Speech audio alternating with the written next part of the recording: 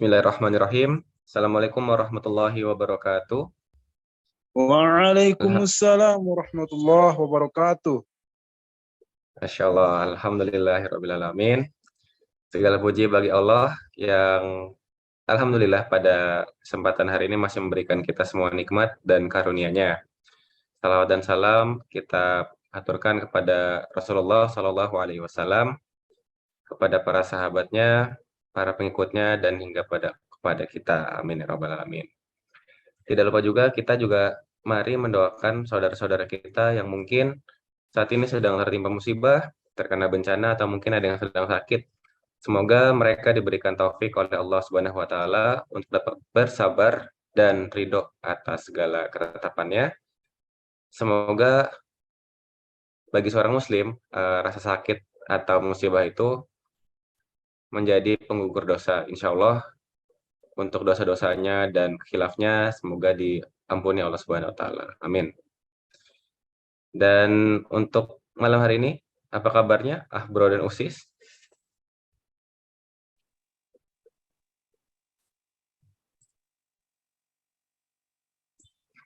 Oke, kalau di kantor saya, teman-teman saya pada lemes. Kenapa? Karena Jerman nggak lolos. Oh. Alhamdulillah, Allah telah memilih dan memudahkan kita semua berkumpul pada kesempatan malam hari ini. Walaupun virtual, online, kita alhamdulillah masih diberikan kesempatan untuk berkumpul dalam majelis kajian series online YIS Al-Azhar. Nah, buat Bro dan Usis yang baru pertama kali datang kajian hari ini, kami menginformasikan bahwa kajian ini merupakan program kerja dari YIS Al-Azhar, yaitu organisasi kepemudaan di bawah YPI Al-Azhar dan juga didukung oleh Takmir Masjid Agung Al-Azhar. Nah, ini juga merupakan program kerja dari Divisi Kajian Umum YIS Al-Azhar, yaitu kajian series online dengan nama program Delisya atau Dialog Lepas Isya, yang memiliki tagline berdialog bersama membangun umat. Nah, selain kajian melalui Zoom, kami juga ada program kajian offline setiap Ahad siang di Masjid Al-Azhar, Kebayoran Baru, Jakarta Selatan. Nah, agar kegiatan kita hari ini semakin berkah, boleh Bro dan Usis silahkan dibuka mushafnya. Kita awali kajian hari ini dengan membaca tilawah Al-Quran bersama-sama. Insya Allah hari ini tilawah akan dipimpin oleh Kak Ade. Kakak Ade. Sudah ada, Kak? Ada, alhamdulillah ada. Ada, alhamdulillah. Nah, buat Bro dan Usis silahkan dibuka surat Al-Qasas ayat 87 sampai 88. Surat Al-Qasas surat ke-28. Ini sudah ada juga di layar. Bisa sama-sama disimak. Kepada Kak Ade, dipersilahkan. Assalamualaikum warahmatullahi wabarakatuh.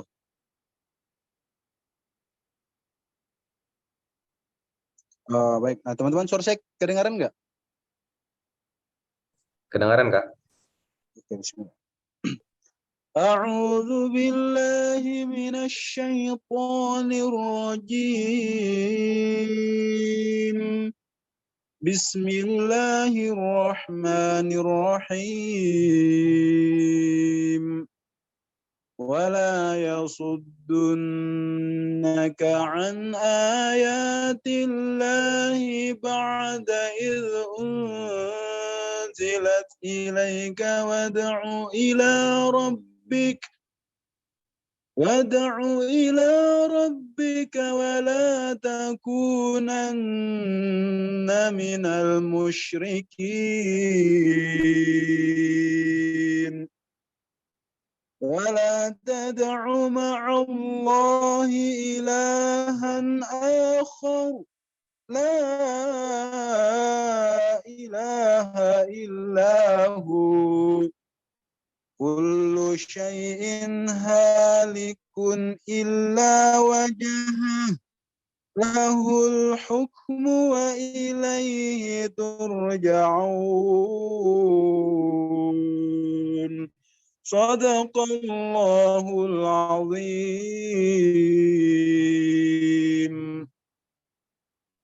Assalamualaikum warahmatullahi wabarakatuh. Waalaikumsalam warahmatullahi wabarakatuh. Jazakallah khair kepada Kadek yang sudah memimpin pembacaan tilawah Al-Quran, Al-Qasas ayat 87-88. Semoga yang membaca dan yang mendengarkan diberikan balasan pahala berlimpah oleh Allah Subhanahu wa taala. Amin ya rabbal alamin. Nah, untuk malam hari ini insya Allah kita akan membahas tentang tauhid bab akidah pertama. Nah, jadi kalau ada yang pertama, biasanya nanti ada selanjutnya. Jadi untuk tentang akidah ini kita akan ada pembahasan sebanyak 2 kali. Nanti dilanjutkan pertemuan-pertemuan berikutnya dengan materi yang lainnya seperti itu. Nah, sebelum kita mulai kajian kita pada malam hari ini, silahkan kepada operator memutarkan video singkat. Silahkan disaksikan oleh Akbro dan Usis.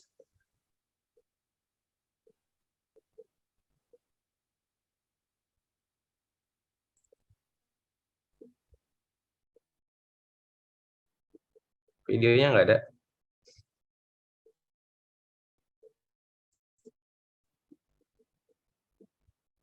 Oke, nggak ada ya, baik. Kita lanjut aja mungkin. Assalamualaikum Ustaz.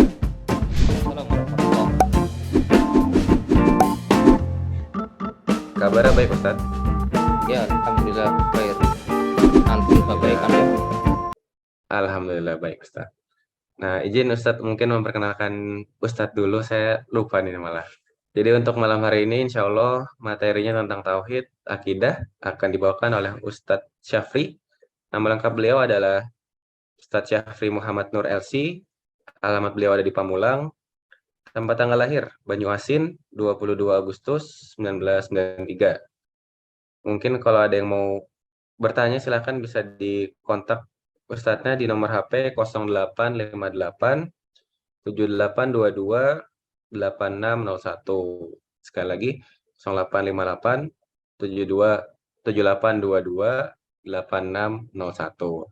Atau nanti bisa bertanya langsung di Zoom atau bisa juga mengirimkan pertanyaan pada tim di nomor WhatsApp 0858 8029 3559. Nah, Ustadz Syafri ini lulusan dari S1 Universitas Islam Muhammad Ibnu Saud, Kerajaan Saudi Arabia, Fakultas Syariah jurusan Perbandingan Mazhab.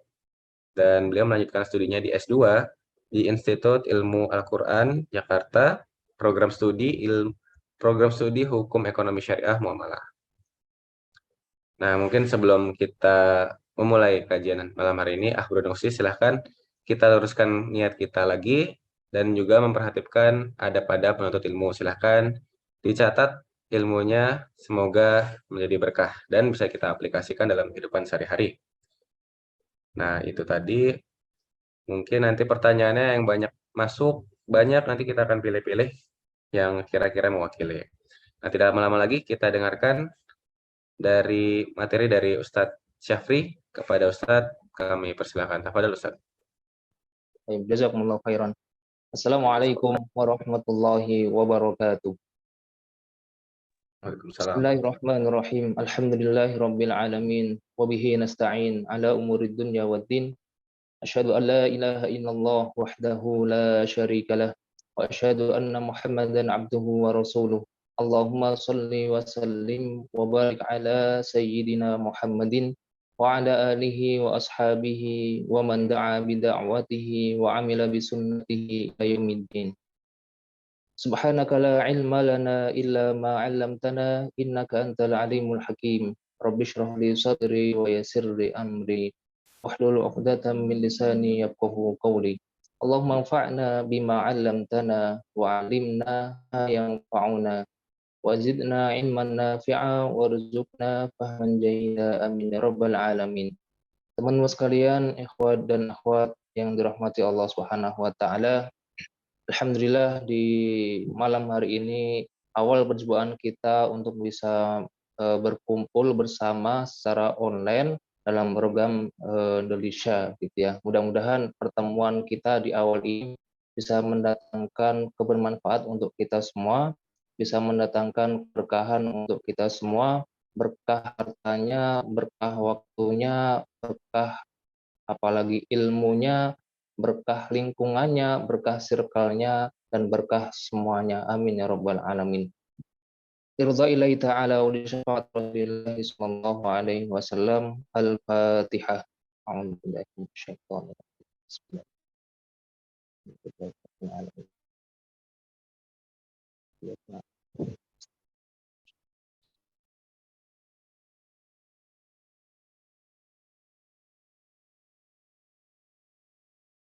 Teman-teman ikhwan dan akhwat yang dirahmati Allah Subhanahu wa taala, langsung kita masuk ke materinya tanpa berpanjang mukadimah. Kita langsung bahas tentang tema kita, memahami tauhid. Sebelumnya saya sudah diizinkan untuk share screen belum ini ya?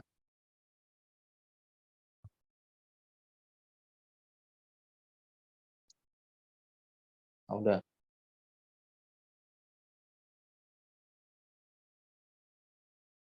Baik. Kenapa kita mengawali pembahasan akidah ini dengan memahami tauhid? Atau tauhid itu adalah la ilaha illallah.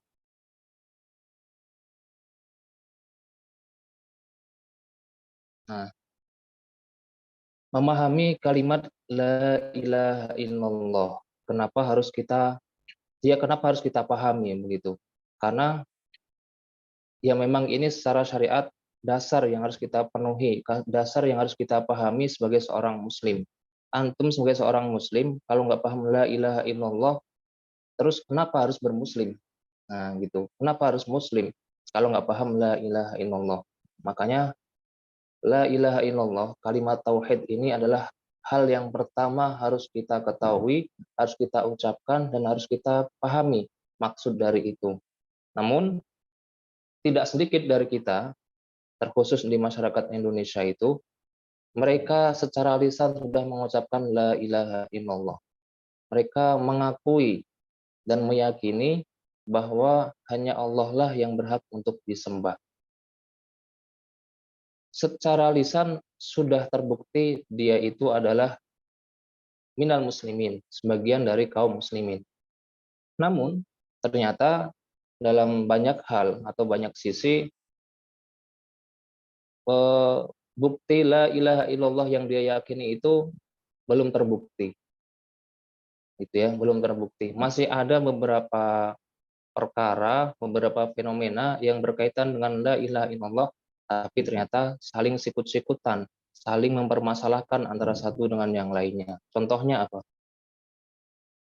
Contohnya adalah yang pertama adalah tuduhan anti syariat Islam. Maksudnya adalah ketika ada seseorang yang dia misalkan kalau di kasus kita itu ada orang mengibarkan bendera ada tulisannya la ilaha illallah. Lalu orang yang mengibarkan ini saking kerasnya dia atau saking entah kenapanya dia meyakini orang yang tidak mau menggunakan bendera la ilaha illallah berarti dia anti dari syariat Islam. Nah, ini aliran pinggir jurang, aliran keras begitu. Orang yang tidak mau pakai bendera la ilaha illallah berarti dia anti dengan syariat Islam. Kalau ada orang ketemu dengan orang seperti ini, ya tinggal dijawab aja. Terkhusus di Indonesia. Ante sekarang tinggalnya di mana? Di Indonesia. Indonesia itu benderanya merah putih loh, nggak ada la ilaha illallahnya. Kalau ente mengatakan yang nggak pakai bendera la ilaha illallah adalah anti syariat Islam, ya harusnya jangan di Indonesia, cari di negara lain sana. Jangan menginjak Indonesia gitu. Jangan cari nafkah di Indonesia, jangan tidur di tanah Indonesia dan lain sebagainya. Maksudnya adalah masalah seperti ini aja. Ada kalimat la ilaha illallah yang tertempel di sebuah bendera, kok jadi masalah. Bahkan sampai dituduh orang yang nggak mau pakai bendera la ilaha illallah berarti anti syariat Islam. Nah, ini fenomena yang ada di kita. Sebagiannya ada yang sampai seperti itu. Atau di contoh yang lain, sisi yang lain, ini yang sebaliknya. Tuduhan anti NKRI. orang yang kalau dia pakai bendera la ilaha illallah, mengibarkan bendera la ilaha illallah, berarti tanda-tanda nih dia anti NKRI. Nah, itu juga banyak yang seperti ini di kita di Indonesia. Gara-gara cuma bawa bendera la ilaha illallah begitu, nah kok dikiranya dituduhnya dia anti NKRI. Ini satu masalah lagi. Ada apa dengan la ilaha illallah? Apakah la ilaha illallah itu bermasalah begitu sampai kemudian dituduh anti NKRI? Kalau ketemu dengan orang seperti ini, jawab pula. Kalau orang yang mengucapkan la ilaha illallah adalah anti NKRI, berapa banyak orang di Indonesia yang mereka melakukan sholat 5 waktu? Sholat 5 waktu itu berarti minimal 9 kali mengucapkan la ilaha illallah di minimal di tasyahudnya begitu. Di tasyahudnya mengucapkan asyhadu alla ilaha illallah wa asyhadu anna Muhammad Rasulullah. Allahumma sholli ala sayyidina Muhammad yang pakai sayyidina. Allahumma sholli ala Muhammad yang enggak pakai sayyidina dalam tahiyatnya, berarti orang yang rutin mengerjakan sholat 5 waktu, orang yang taat mengerjakan sholat 5 waktu, pada saat itu mereka anti NKRI. Berarti kan begitu kesimpulannya. Kalau gara-gara la ilaha illallah dipermasalahkan, kemudian dituduh menjadi anti NKRI. Nah ini meskipun ini masalah yang nggak harus dipermasalahkan, tapi ternyata terjadi di kita, di Indonesia. Selanjutnya, tuduhan yang lain atau kejadian yang lain, orang yang membawa bendera la ilaha illallah itu kadang-kadang dicap sebagai seorang teroris gitu ya. Kalau ada teroris yang menggunakan ketika melakukan aksi terornya kemudian membawa bendera la ilaha illallah, harusnya yang disalahkan adalah terorisnya. Teroris, kenapa kamu ketika melakukan teror harus bawa bendera la ilaha illallah? Harusnya kalau mau gentle, kamu jadi seorang teroris, bawanya bendera yang ada tulisannya teroris begitu. Itu kalau pakai bahasa Indonesia. Kalau mau pengen agak Arab-Araban gitu, ya udah pakai bahasa Arab, irhabi. Irhabi itu bahasa Arabnya dari teroris. Bendera ditulis irhabi begitu. Nah, itu harusnya begitu. Maka kalau ada orang teroris kok bawa bendera la ilaha illallah, kemudian disimpulkan kalau ada orang bawa bendera la ilaha illallah, dia teroris. Nah, itu berarti kesimpulan yang terbalik. Yang disalahkan harusnya terorisnya, jangan bendera la ilaha illallahnya. Karena teroris itu harusnya jangan pakai bendera la ilaha illallah, tapi pakainya bendera yang ada tulisan teroris, TETRORIS, teroris gitu ya. Kok gitu sih ngejanya TETRORIS, teroris. Nah, harusnya gitu. Dia harus pakai bendera yang melambangkan itu mereka. Kalau la ilaha illallah bukan lambang sebagai orang yang teroris, begitu kan. La ilaha illallah itu bukan teroris. Tapi nyatanya di kita, orang yang membawa bendera la ilaha illallah kadang kemudian dituduh sebagai seorang teroris. Ini berbahaya. Dan yang keempat, fenomena la ilaha illallah di Indonesia itu, orang yang mengucapkan la ilaha illallah kadang-kadang malah dituduh ahli bid'ah.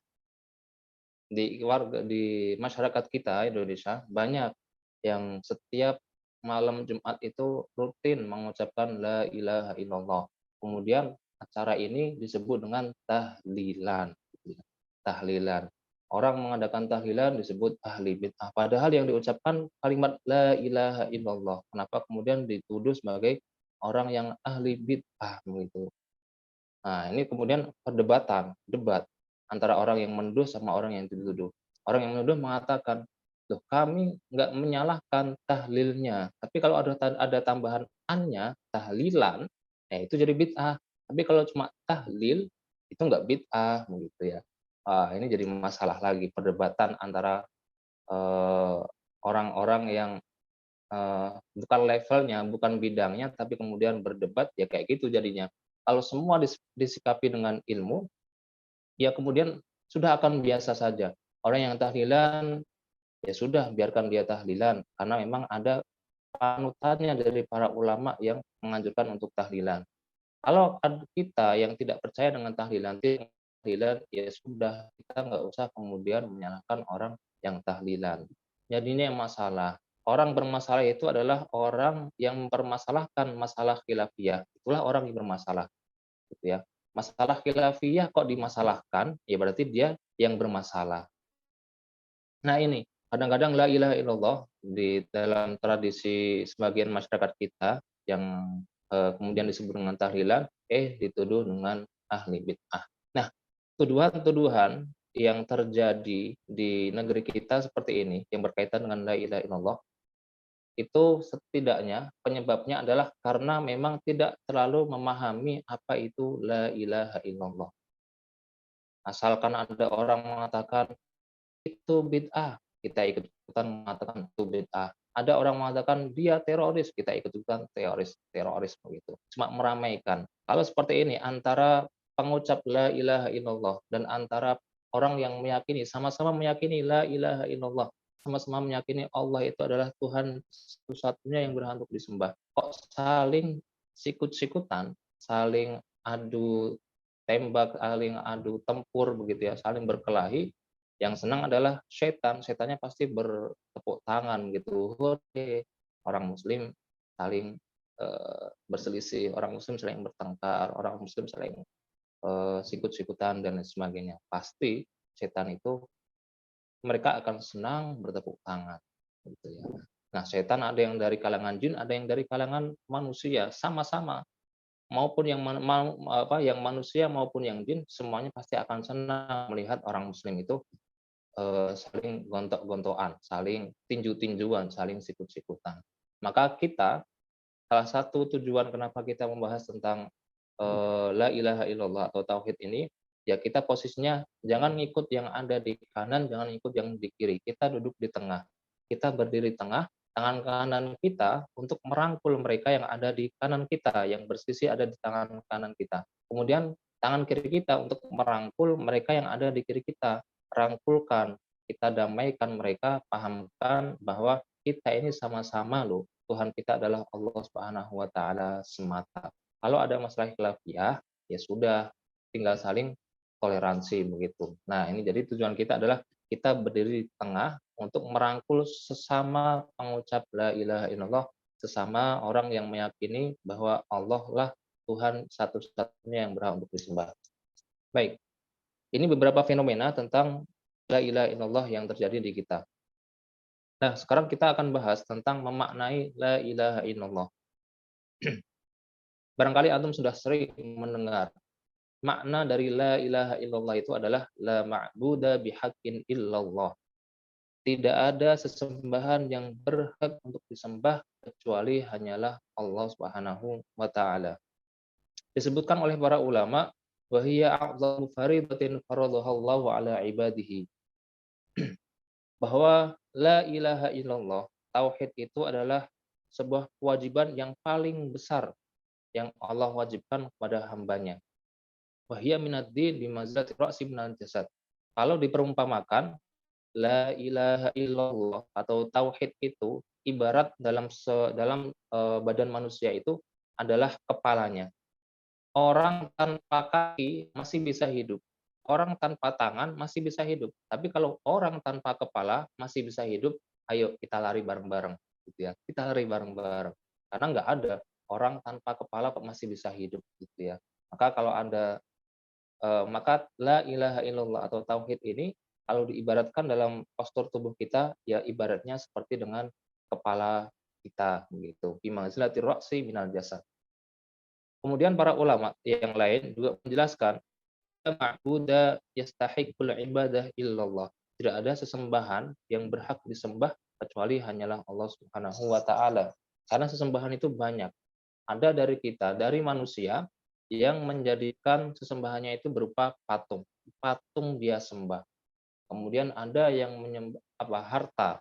Harta benda itu dijadikan dia sebagai sesembahan. Seakan-akan kalau tidak ada harta, dia akan mati. Kalau tidak ada harta, dia tidak akan senang. Kalau tidak ada harta, dia akan sakit-sakitan dan lain sebagainya. Kalau sampai titik tersebut, bisa jadi Tuhannya bukan lagi Allah Subhanahu wa taala, tapi sudah berpaling menjadi harta benda, bisa berpaling menjadi hal-hal yang lain. Fahiya tatawwanu min ruknaini asasiyain, min ruknaini asasiyaini.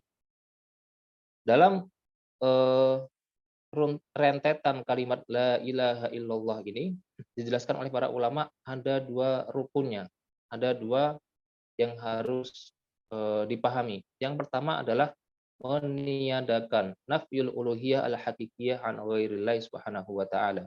Meniadakan berbagai sesembahan kecuali hanya Allah semata. Meniadakan. Jadi sesembahan itu banyak. Maka kalau kita meyakini la ilaha illallah, berarti konsekuensinya kita harus meniadakan sesembahan yang ada, berapapun itu sesembahannya, mau 1000, mau 100, mau 10, semua yang disembah harus ditiadakan kecuali hanya satu saja yang boleh disembah, yaitu Allah Subhanahu wa taala. Nah, ini bedanya antara kita dengan antara kita seorang muslim dengan mereka yang tidak meyakini konsep ketuhanan seperti ateis. Nah, kalau ateis meniadakan berbagai sesembahan, titik di situ. Tapi kalau muslim meniadakan berbagai sesembahan kecuali hanyalah Allah semata. Kemudian yang kedua, rukun yang kedua adalah menetapkan bahwa Allah Subhanahu wa taala adalah satu-satunya Tuhan yang berhak untuk disembah. Itsbat. Jadi ada nafyun, ada itsbatun. Ada meniadakan, ada menetapkan. Yang ditiadakan adalah semua sesembahan, yang ditetapkan adalah hanyalah Allah Subhanahu wa taala yang berhak untuk disembah. Nah, ini penjelasan singkatnya mengenai la ilaha illallah atau tauhid. Makna tauhid itu la ilaha illallah. Sekarang kita masuk ke dalam pembahasan fadilah-fadilahnya yang berkaitan dengan la ilaha illallah. Kenapa kita harus mengetahui la ilaha illallah? Kenapa kita harus meyakini la ilaha illallah? Ternyata di balik la ilaha illallah banyak fadilah-fadilahnya. Di antara fadilahnya adalah yang pertama, nikmat terbesar dari Allah untuk hambanya. Nah, kita bahas poin-poin besarnya dulu apa, gitu ya. Nanti kita rincikan satu persatu. Yang pertama, nikmat terbesar dari Allah Subhanahu wa taala untuk hambanya. Yang kedua, la ilaha illallah adalah cabang tertinggi dalam keimanan. Yang ketiga, la ilaha illallah adalah sebuah ikatan perjanjian antara seorang hamba dengan Tuhannya Allah Subhanahu wa taala. Dan yang keempat, la ilaha illallah itu adalah perkataan yang kokoh. Dan yang kelima, la ilaha illallah adalah salah satu kalimat thayyibah atau kalimat yang baik. Yang keenam, dengan la ilaha illallah itulah yang menjadi penyebab terselamatkannya seseorang dari api neraka. Dan yang ketujuh, la ilaha illallah adalah sebuah penyebab seseorang bisa memasuki surganya Allah Subhanahu wa taala. Dan yang kedelapan, fadilah dari la ilaha illallah yaitu merupakan zikir terbaik dan pemberat timbangan pada hari kiamat nanti. Nah, 8 ini diantaranya merupakan fadilah dari kalimat la ilaha illallah. Sekarang kita bahas satu persatu. Yang pertama adalah nikmat terbesar dari Allah Subhanahu wa taala untuk hambanya. Teman-teman semua kalau membuka Al-Qur'an surat An-Nahl. An-Nahl itu ada di juz 14. 14 itu yang ke-15 adalah Al-Isra, sebelumnya adalah surat An-Nahl ini. Nah, surat An-Nahl kalau di Al-Qur'an antum biasanya tulisannya adalah An-Nahl. Surat yang artinya lebah. Surat An-Nahl ini mempunyai nama lain. Sebagaimana Al-Fatihah. Al-Fatihah itu namanya bukan cuma Al-Fatihah doang, tapi Ummul Kitab itulah Al-Fatihah dan lain sebagainya. Al-Fatihah punya banyak nama lain. Begitu pula dengan An-Nahl ini. Oleh ulama dijelaskan bahwa An-Nahl mempunyai nama lain yaitu An-Ni'am. An-Ni'am itu maksudnya adalah nikmat-nikmat yang sangat banyak jumlahnya. Kenapa dinamakan dengan An-Ni'am? Karena dalam An-Nahl ini Allah menjelaskan berbagai nikmat yang Allah berikan kepada makhluknya, begitu ya. Mulai dari nikmat adanya langit dan bumi, nikmat manusia, diciptakannya manusia, nikmat adanya hewan, nikmat adanya air hujan, nikmat adanya tumbuhan, nikmat adanya buah-buahan dan lain sebagainya. Allah banyak jelaskan dalam kitab An-Nahl ini. Maka kemudian surat ini disebut dengan surat An-Ni'am, surat yang banyak disebutkan nikmat-nikmatnya Allah Subhanahu wa taala. Nah, dalam surat An-Nahl di ayat yang keduanya Allah Subhanahu wa taala berfirman, "Yunazzilul malaikata birruhi min amrihi 'ala man yasha'u min 'ibadihi an anziru annahu la ilaha illa ana fattaqun." Ini ayat keduanya. Di sini Allah mengawali berbagai jenis nikmat yang Allah berikan kepada makhluknya, dimulai dari dari ayat yang kedua ini. Ayat yang pertamanya Allah tidak berbicara dengan nikmat. Allah sedang menantang, menjawab kepada orang-orang musyrikin, orang-orang kafir yang meragukan tentang adanya hari kiamat. Jadi di ayat yang pertamanya Allah berfirman, "Ata amrullahi fala tastajiluh." Ketetapan Allah itu pasti akan datang. Fala tastajiluh, maka kamu jangan minta untuk dipercepat. Subhanahu wa ta'ala amma yusyrikun. Itu bunyi ayat yang pertamanya. Nah, Allah belum membahas tentang nikmatnya. Mulai di ayat yang kedua, Allah memulai nikmatnya, yaitu membahas tentang la ilaha illallah. Yang dibahas nikmat dari Allah itu adalah yang pertama adalah la ilaha illallah. Yunazzilul malaikata. Allah menurunkan para malaikat birruhi dengan wahyu. Nah, ruh dalam bahasa Arab, redaksi ruh atau kata ruh itu mempunyai banyak makna. Salah satunya adalah bermakna wahyu. Nanti kalau kita baca ayat yang lain, tanazzalul malaikatu warruhu fiha biizni rabbihim min kulli amr. Salamun hiya hatta matla'il fajr. Redaksi ruh dalam ayat tersebut akan berbeda maknanya dengan ruh yang ada di sini. Nanti kita baca ayat yang lain lagi, ada redaksi ruh, maknanya beda lagi.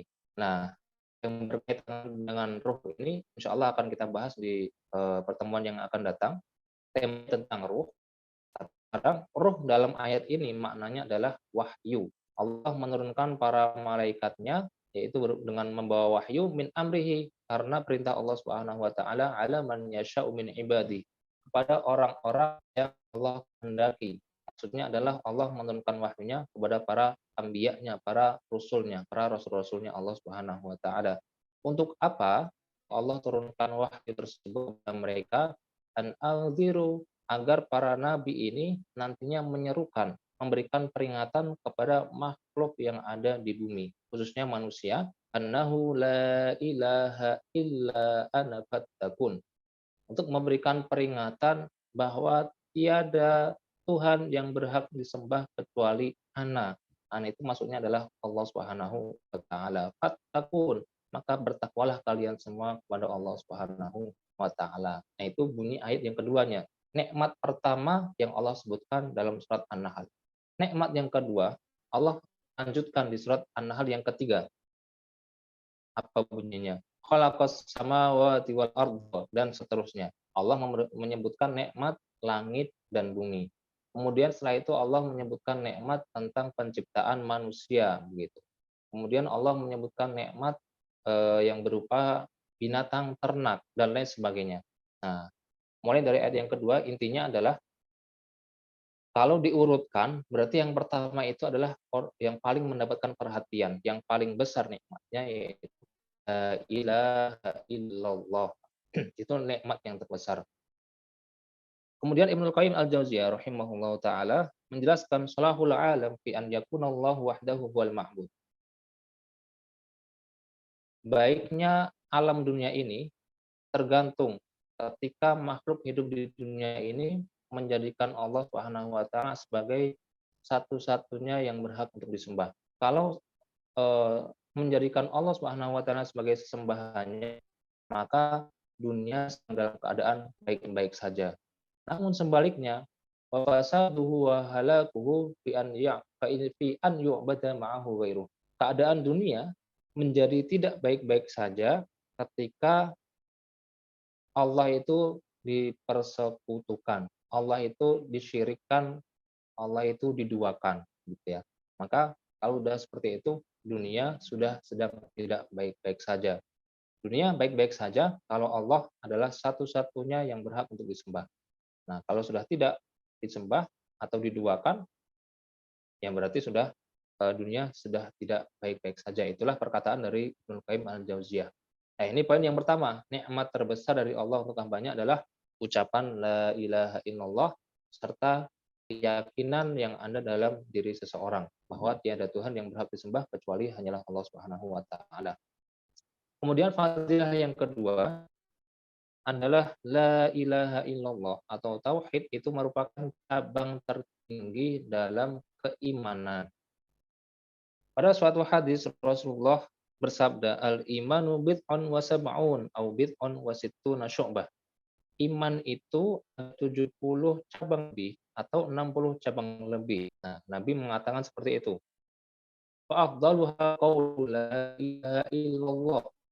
Dari 70-an cabang atau 60-an cabang yang ada itu, yang paling baik, cabang yang paling baik, yang paling utama adalah perkataan la ilaha illallah wa adnaha imatatul adza 'anit thariq. Dan cabang yang paling pendek, yang paling yang paling bawah, paling ringan adalah menyingkirkan gangguan dari jalanan. Wal haya'u syu'batun minal iman, dan malu itu termasuk bagian dari iman. Nah, di sini bisa kita pahami bahwa ternyata keimanan itu atau indikasi keimanan seseorang bisa dilihat dari 70 cabang lebih atau 60 cabang lebih. Ada ulama berbeda pendapat jumlahnya. Nabi hanya mengatakan 70-an atau 60-an.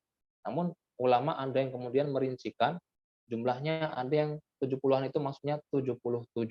Ada yang tidak membatasi angkanya, yang penting 70-an. Atau bahkan ada yang mengeneralisir bahwa maksudnya 70 itu bukan batasannya sampai angka 70 doang. Tapi maksudnya adalah iman itu atau indikasi keimanan seseorang itu jumlahnya banyak sekali. Banyak sekali. 70 itu menunjukkan alal iktar, alal kasroh gitu ya, alal takdir, menunjukkan banyaknya cabang keimanan. Terlepas dari jumlahnya berapa, yang penting hadis sudah disebutkan yang paling tinggi adalah la ilaha illallah, yang paling pendek, paling ringan adalah menyingkirkan gangguan dari jalan, gitu ya. Lah, menyingkirkan gangguan dari jalan itu banyak. Misalkan ada duri di tengah jalan, kita singkirkan, nah berarti tanda-tanda dia punya keimanan. Namun dulu di tetangga kampung saya itu, dia itu kerjanya sebagai bengkel, gitu ya, bengkel. Lalu katanya bengkel tersebut orangnya itu rada bermain curang. Jadi ketika malam dia itu menyebar paku di jalanan sehingga ketika pagi orang berlalu lalang, orang menggunakan motornya, mobilnya, lewat jalan itu terkenalah paku, kemudian bocor, dia dapat kerjaan gitu ya, dia dapat kerjaan. Nah, itu sempat beredar seperti itu isu-isunya. Tapi ya kalau ada orang menyingkirkan paku yang ada di jalanan ataupun apapun itu, ada kerikil, batu, paku ataupun benda tajam yang lainnya, kalau dia singkirkan berarti ada tanda keimanan dalam dirinya karena hanya menyingkirkan itu. Semua yang mengganggu di jalanan kok dia singkirkan, nah berarti masih ada tanda keimanan pada dirinya. Itu ya. Pernah anak kecil bertanya, ya dia nggak kecil-kecil amat sih, sudah masuk SD gitu, bertanya kepada saya, Ustaz, di kampung saya itu, di rumah saya itu banyak ada polisi tidur, itu mengganggu saya begitu, mengganggu saya. Kalau saya singkirkan gimana? Apakah saya termasuk orang yang beriman gitu ya? Wah, ini polisi tidur itu bukan mengganggu ente gitu ya, tapi itu untuk melindungi ente dari orang-orang yang kalau naik motor kesetanan, gasnya nggak main-main gitu. Di kampung ngegasnya terlalu ngegas. Wah, nah maksudnya adalah ya yang ada di jalanan belum tentu semuanya adalah yang mengganggu. Seperti misalkan polisi tidur gitu. Polisi tidur kok diganggu, nanti kalau dia bangun marah-marah kita di penjara gitu ya. Yang mengganggu itu berupa apapun yang bisa mencelakai diri manusia, apapun yang bisa menyebabkan orang menjadi terluka dan sebagainya, itulah yang mengganggu. Tapi kalau polisi tidur umumnya dibuat untuk kemaslahatan manusia itu sendiri justru malahan ya. justru untuk melindungi kemaslahatannya. Dan malu termasuk dari bagian dari iman. Kalau orang punya malu, berarti masih ada keimanan. Itu kata Nabi. Dalam hadis yang lain, Nabi bersabda bahwa menyingkirkan batang duri ternyata bisa mendatangkan maghfirahnya Allah, bisa mendatangkan ampunannya Allah Subhanahu wa taala. Dalam satu hadis Nabi bersabda, "Bainama rajulun yamshi bi tariqin." Ketika ada seseorang sedang berjalan di suatu jalanan, wajada husna syaukin 'ala tariq. Kemudian dia mendapatkan batang yang berduri. Nah, mendapati ada batang yang berduri di tengah-tengah jalanannya. Fa'akhkharahu, lalu orang tersebut memindahkan, dipinggirkan supaya tidak mengganggu jalannya orang-orang. Fasyakarallahu lahu. Apa kemudian akibatnya gara-gara dia menyingkirkan batang tersebut? Fasyakarallahu lahu, Allah berterima kasih pada orang tersebut. Allah berterima kasih pada orang tersebut. Kalau kita berterima kasih pada Allah, wajib.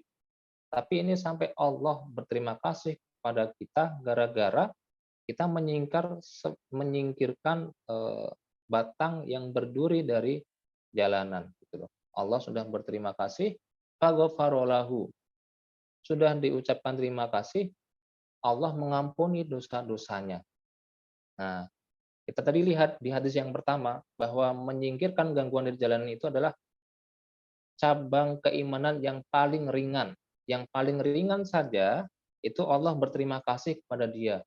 Allah mengampuni dosa-dosanya. Apalagi kalau la ilaha illallah gitu ya, yang paling tinggi apa nanti yang akan didapatkan oleh seorang hamba tersebut. Nah, makanya cabang keimanan ini tidak main-main, tidak main-main. Kalau sampai ada orang sama-sama mengucapkan la ilaha illallah kok sering sikut-sikutan, berarti bermasalah dengan pemahaman la ilaha illallahnya. Baik. Selanjutnya adalah yang ketiga, fadilah la ilaha illallah, ikatan perjanjian antara seorang hamba dengan Allah Subhanahu wa taala. Maksudnya apa? Dalam surat Maryam, Allah berfirman, la yamlikuna syafa'ata illa man ittakhadha 'indar rahmani ahda. Mereka tidak berhak mendapatkan syafaat kecuali orang yang telah mengadakan perjanjian di sisi Tuhan yang Maha Pemurah. Nah, perjanjian itu maksudnya adalah la ilaha illallah. Kenapa bisa? Karena ketika orang mengucapkan la ilaha illallah, harusnya hatinya itu juga meyakini bahwa tidak ada Tuhan yang berhak untuk disembah kecuali hanyalah Allah semata. Ketika sudah ada keyakinan seperti itu, maka dia itu sedang mengikat janji, sedang mengadakan perjanjian dengan Allah. Kalau kamu memang mengakui aku Tuhanmu, begitu kira-kira ya, kalau kamu mengakui bahwa aku Tuhanmu, ya sudah, laksanakan apa yang aku perintahkan, jangan lakukan apa yang aku larang. Kira-kira seperti itu. Kalau kamu melakukan apa yang aku larang, menjauhi apa yang aku perintahkan, berarti kamu bohong dengan keyakinanmu itu. Enggak sinkron antara yang diucapkan dengan yang dilakukan.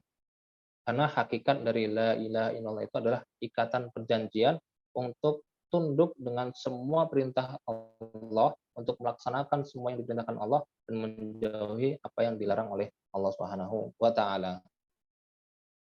Karena suatu ketika Abu Hurairah.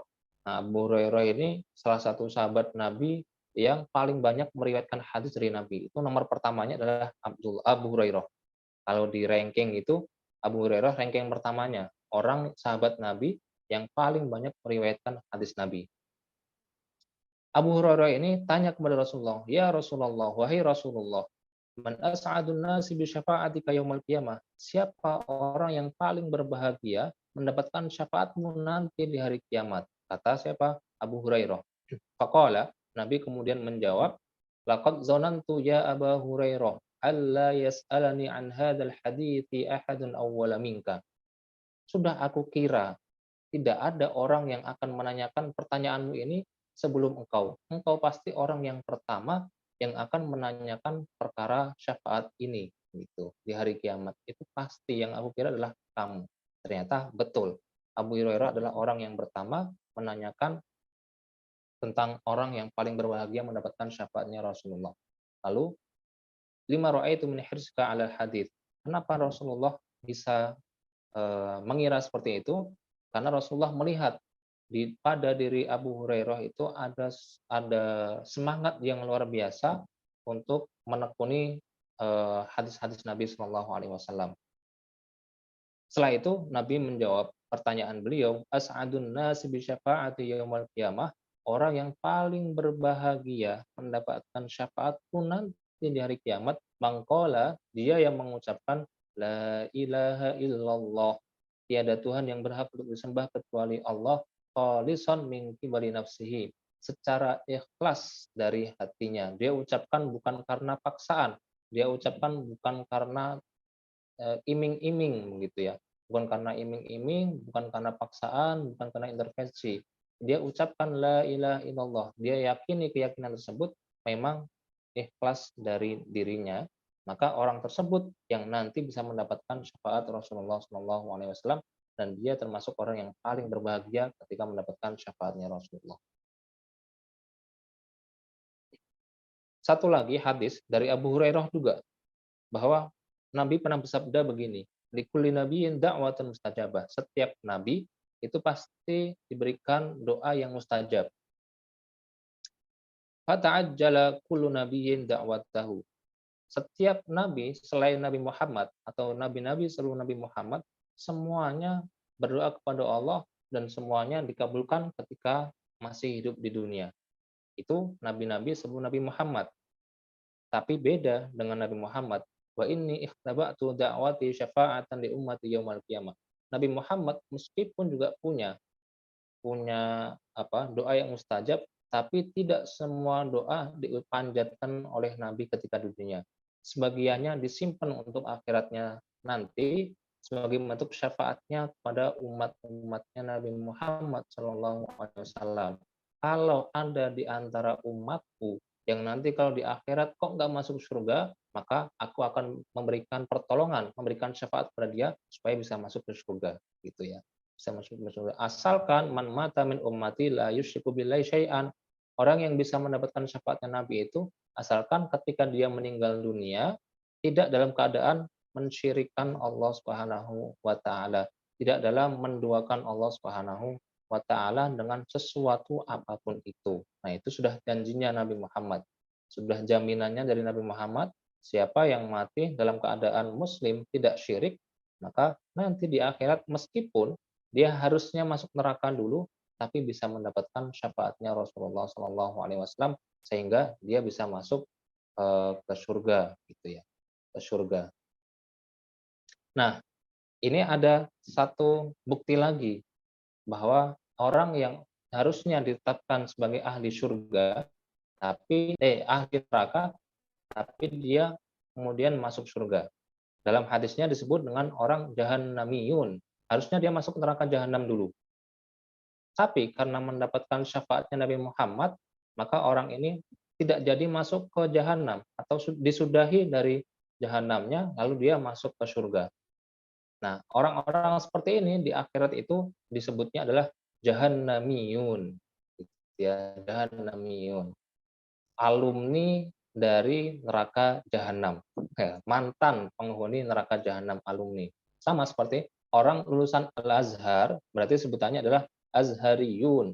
Orang lulusan dari ZIS, kalau ZIS itu bahasa Arab berarti Zisiyun seharusnya gitu ya. Zisiyun, alumni dari ZIS. Alumni Al-Azhar Azhariyun. Alumni neraka jahanam jahannamiyun atau jahannamiyin. Nah, itu nanti di akhirat sebutannya seperti itu. Orang yang mendapatkan syafaatnya Nabi dari harusnya dia akan neraka, kalau masuk surga sebutannya adalah jahannamiyun. Jahannamiyun, jahannam gitu ya. Jahannamiyun. Baik, fadilah yang keempat, bahwa la ilaha illallah itu merupakan perkataan yang kokoh atau itu disebutkan dalam surat Ibrahim. Allah Subhanahu wa taala berfirman, yusabbitullahu alladzina amanu bil qawli tsabit. Allah meneguhkan keimanan orang-orang yang beriman dengan ucapan yang teguh di dalam kehidupan di dunia dan akhirat. Nah, maksudnya dijelaskan dalam tafsirnya, kalau orang mengucapkan la ilaha illallah, maka dunianya dia akan tenang, di akhiratnya pun juga akan tenang, gitu ya. dia akan tenang di dunia maupun di akhirat. Ataupun di awal alam akhirat, setelah dia meninggalkan dunia, masuk di alam kubur, alam barzah, nanti ketika didatangi oleh malaikat, gara-gara dia termasuk ahli la ilaha illallah, maka dia pun akan tenang dalam menjawab pertanyaan-pertanyaan para malaikat gitu, atau dua malaikat. Selanjutnya adalah fadilah la ilaha illallah itu merupakan salah satu kalimat thayyibah.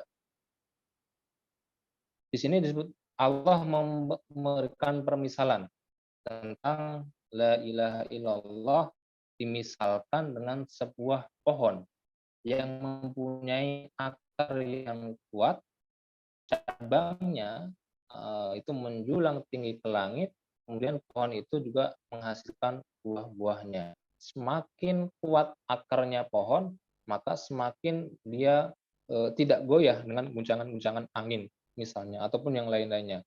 Tidak mudah roboh kalau akarnya kuat. Begitupun dengan keimanan. Orang kalau keimanannya sudah kuat, tidak akan mudah goyang dengan jabatan yang ada. Boleh dia menjabat jabatan yang tinggi, tapi tetap keimanannya masih ada dalam hati, sehingga dia tidak berbuat kezaliman. Boleh dia seorang yang kaya raya, tapi kekayaannya itu tidak membuat keimanannya menjadi goyah. Dia masih tetap bersyukur kepada Allah, dia masih tetap berbagi kepada sesama, menunaikan kewajiban zakatnya dan sebagainya. Kalau akarnya kuat, maka semakin kuat juga dari berbagai goncangan gitu ya. Akarnya, keimanannya kuat. Cabangnya menjulang tinggi ke langit. Maksudnya apa? Ketika orang sudah akarnya kuat, akar la ilaha illallahnya itu sudah kuat, maka derajatnya pun akan tinggi, baik di dunia maupun di akhirat. Bisa saja akan ditinggikan derajatnya secara pekerjaan, bisa ditinggikan derajatnya karena yang lain-lainnya begitu. Nah, intinya semakin kuat maka dia akan derajatnya ditinggikan oleh Allah Subhanahu wa taala dan akan menghasilkan buah. Buahnya itu apa? Ya buah itu yang bisa memberikan manfaat untuk orang lain. Yang kuat, akarnya kuat, kemudian derajatnya ditinggikan oleh Allah Subhanahu wa taala, maka dia bisa memberikan kenyamanan untuk orang-orang sekitarnya. Buktinya, kalau kita berteman dengan orang yang soleh, pasti kita senang. Kita itu nyaman hatinya begitu. Bisa berteman dengan orang-orang yang soleh. Apalagi sudah soleh, alim gitu ya, ulama, itu pasti kita semakin tenang hidupnya. Meskipun harta kita, jangan harta kita, hartanya seseorang itu biasa apa namanya, dalam keadaan sedang tidak baik-baik saja gitu ya. Tapi teman kita, circle kita itu adalah orang-orang yang soleh, orang-orang ahli Quran, orang-orang ahli ilmu dan lain sebagainya, pasti itu kita akan tenang. Nah, artinya orang yang la ilaha illallahnya itu sudah kuat mengakar dalam hatinya, itu bisa memberikan manfaat untuk orang lain, minimal adalah kenyamanan selama hidup di dunia. Nanti di akhirat bisa jadi manfaat dari orang yang akarnya kuat tadi ini bisa jadi masih berlanjut di akhirat. Orang karena di dunia selalu berkumpul bersama dengan orang-orang yang baik, kemudian ada di antara orang yang tidak baik, ketika di akhirat masuk neraka dulu, dibantu akhirnya, ditolong oleh orang-orang yang baik. Itu dulu di dunia adalah teman saya, tolong angkat dari neraka, masukkan ke surga, akhirnya dimasukkan ke surga. Nah, salah satu bermanfaatan orang yang akarnya sudah kuat gitu ya, akarnya dari yang kuat. Makanya tidak hanya bermanfaat untuk diri sendiri, tapi bisa juga memberikan manfaat untuk orang lain. Kemudian fadilahnya, orang yang mengucapkan la ilaha illallah itu bisa menyebabkan dia terselamatkan dari api neraka. Kisahnya adalah diriwayatkan dari Anas bin Malik radhiyallahu anhu. Suatu ketika Nabi itu mendengarkan seseorang yang sedang adzan. Ada orang adzan, ada sahabatnya adzan, Nabi mendengar. Nah, ketika muadzinnya itu mengucapkan asyhadu an la ilaha illallah, asyhadu an la ilaha illallah. Muadzinnya mengucapkan kalimat itu, Nabi kemudian mendoakan kepada orang tersebut, kharajta minan nar, kamu keluar dari api neraka. kamu nggak berhak masuk api neraka. Tempatmu adalah surga. Gara-gara hanya mendengar orang adzan, padahal bacaan adzan itu ya memang asyhadu alla ilaha illallah gitu ya. Tapi Nabi mendengarkan orang yang sedang adzan tersebut, kemudian mendoakan kepada orang tersebut, "Kharajta minan nar," kamu keluar dari api neraka. Kamu telah keluar dari api neraka. Nah, ini makanya salah satu fazilah kita adzan, mengumandangkan adzan itu ya ini terselamatkan dari api neraka karena memang orang yang adzan itu mengundang orang-orang untuk datang ke masjid. Makanya dalam fikih itu ada perdebatan di antara para ulama. Kalau kita menyaksikan, kita melihat perdebatan para ulama itu asik begitu. Ulama berdebat, mana yang lebih baik? Orang adzan atau imam sholat? Mana yang lebih baik? Sebagian ulama mengatakan yang lebih baik itu yang orang muadzin, karena orang muadzin itu mengajak orang-orang yang sedang tidak di masjid untuk datang ke masjid, tujuannya untuk ibadah kepada Allah, menunaikan sholat itu. Minimal adalah sholat. Kalau imam, mereka nggak mengajak orang-orang yang di luar masjid, yang sudah ada di dalam masjid, maka imam itu yang hanya membimbing pada orang-orang tersebut untuk sholat jamaah saja. Makanya yang lebih baik adalah si muadzin gitu, perdebatan para ulama itu. Tapi ada juga yang lebih baik ya bukan muadzin, tapi adalah imamnya. Karena imam itu sebuah pemimpin. Ya namanya pemimpin dia lebih tinggi derajatnya daripada orang yang dipimpin. Orang muadzin itu juga nantinya akan adalah orang yang dipimpin. Makanya ini perdebatan para ulama, muadzin atau imam yang paling yang lebih bagus kedudukannya gitu. Nah, ini kalau kita bahas di fikih, di perdebatan fikihnya. Tapi kembali lagi, fazilah la ilaha illallah itu adalah untuk penyebab terselamatkannya seseorang dari api neraka. Hadis yang lain, Nabi suatu ketika sedang rihlah, sedang melakukan safar bersama Mu'adz bin Jabal. Mu'adz bin Jabal itu diboncengkan oleh Nabi Muhammad. Mu'adz bin Jabal membonceng Nabi Muhammad. Mu'adz bin Jabal ada di belakang gitu ya. Nabi Muhammad yang di depan, yang nyetir, yang mengendarai. Nah, kemudian Nabi Muhammad memanggil Mu'adz, "Ya Mu'adz." Kemudian Mu'adz menjawab, "Labbaika Rasulullah wa sa'daika." Hadir Rasul, kata Mu'adz. Lalu Nabi mengucapkan lagi, "Ya Mu'adz, wahai Mu'adz." Mu'adz kemudian menjawab, "Labbaika Rasulullah wa sa'daika." Hadir wahai Rasulullah. Qala ya Mu'adz. Nabi berkata lagi yang ketiga kalinya, "Wahai Mu'adz." Kemudian Mu'adz menjawab lagi, "Labbaika Rasulullah wa sa'daika." Hadir wahai Rasulullah. Kemudian Nabi baru mengatakan, "Ma min 'abdin yashhadu an la ilaha illallah." Tidaklah ada seorang hamba yang bersaksi bahwa tiada Tuhan yang berhak disembah selain Allah Subhanahu wa taala, wa anna Muhammadan abduhu wa rasuluh. Nabi Muhammad adalah hambanya dan utusannya, illa harramahullahu 'alan nar. Maka kecuali orang tersebut akan diharamkan dari api neraka. Qala ya Rasulullah. Lalu Mu'adz bertanya, "Wahai Rasulullah, afala ukhbiru biha faistabsyiru?" Wahai Rasulullah, boleh enggak ini saya beritakan, saya kabarkan kepada orang-orang yang lainnya, supaya mereka berbangga, supaya mereka ceria, supaya mereka senang mendengar apa yang engkau sampaikan ini. Qala idzan yattakilu. Nabi Muhammad kemudian mengatakan, "Jangan, jangan kamu sebarkan informasi ini kepada orang-orang. Nanti kalau mereka tahu, mereka enggak mau ibadah. Karena mereka cukup dengan mengucapkan la ilaha illallah Muhammadur Rasulullah, lalu nggak mau melakukan ibadah sosial, nggak mau melakukan ibadah-ibadah yang lainnya, mereka hanya berpatokan kepada itu, maka lebih baik jangan diucapkan." Nah, gitu kata Nabi. Fa akhbaru biha Mu'adzun 'inda mautihi ta'assuman. Oke, setelah dikatakan seperti itu, dikasih amanat jangan disampaikan, ternyata Mu'adz ketika di akhir hayatnya Mu'adz membocorkan kalimat rahasia ini gitu ya.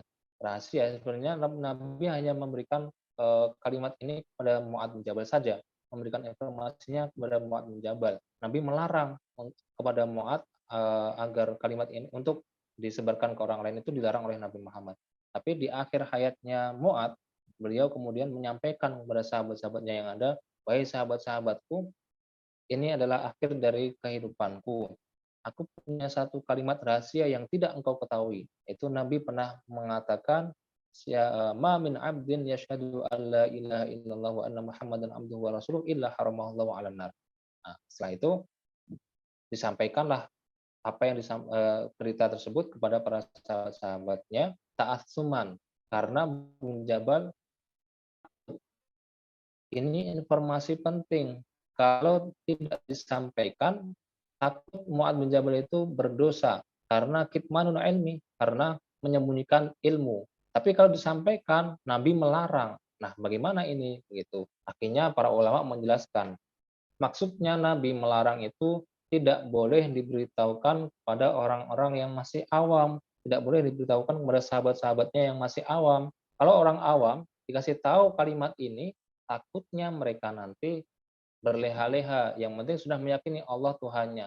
Yang penting sudah meyakini Nabi Muhammad adalah nabinya. Selesai. Tapi kalau kepada orang yang tidak awam, boleh disampaikan. Nah, gitu.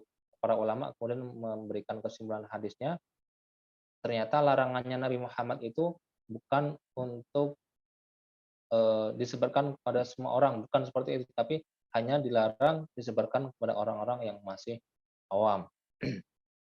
Maka Mu'adz bin Jabal betul, sudah betul beliau menyebarkan informasi atau kalimat rahasia ini kepada para sahabatnya karena dia takut kitmanul ilmi. Nah, ini penting. Antum kalau tahu sudah punya ilmu, apapun ilmunya, terlebih ilmu agama, jangan pelit untuk disampaikan kepada orang lain.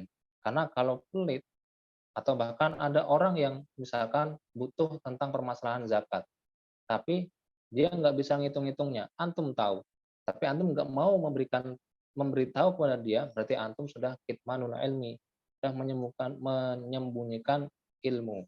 Harusnya antum membantu dia untuk menghitung harta zakatmu sekian. Terus harta zakat ini diberikan pada hanya 8 asnaf. Yang pertama fakir, yang kedua miskin, dan saya ini termasuk orang yang miskin, berarti zakatmu berikan kepada saya, misalkan gitu. Nah, ini sambil menyelam minum air gitu ya. Sambil minum air. Intinya adalah tidak boleh menyembunyikan ilmu. Kalau ada orang butuh, kita tahu, sampaikan. Kalau ada orang butuh, kita nggak tahu, tapi kita tahu bahwa ada orang yang tahu, nah, sambungkan, berarti gitu. Baik, selanjutnya adalah penyebab masuknya seseorang ke surga. Kita baca hadisnya. Man qala asyhadu an la ilaha illallah wahdahu la syarikalah. Siapa yang mengucapkan tidak ada Tuhan yang berhak disembah selain Allah semata. Wa anna Muhammadan abduhu wa rasuluh.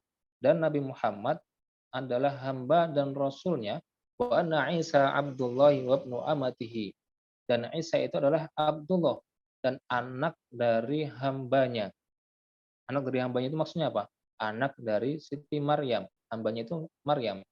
Dan Isa adalah anak dari Siti Maryam. Wa kalimatuhu alqaha ila Maryam. Dan kalimat Allah yaitu Nabi Isa yang dia letakkan pada Maryam. Wa ruhun minhu, dan roh itu adalah darinya, yaitu dari Allah. Wa annal jannata haqqun, dan surga itu benar adanya. Wa annan nara haqqun, dan neraka itu juga benar adanya.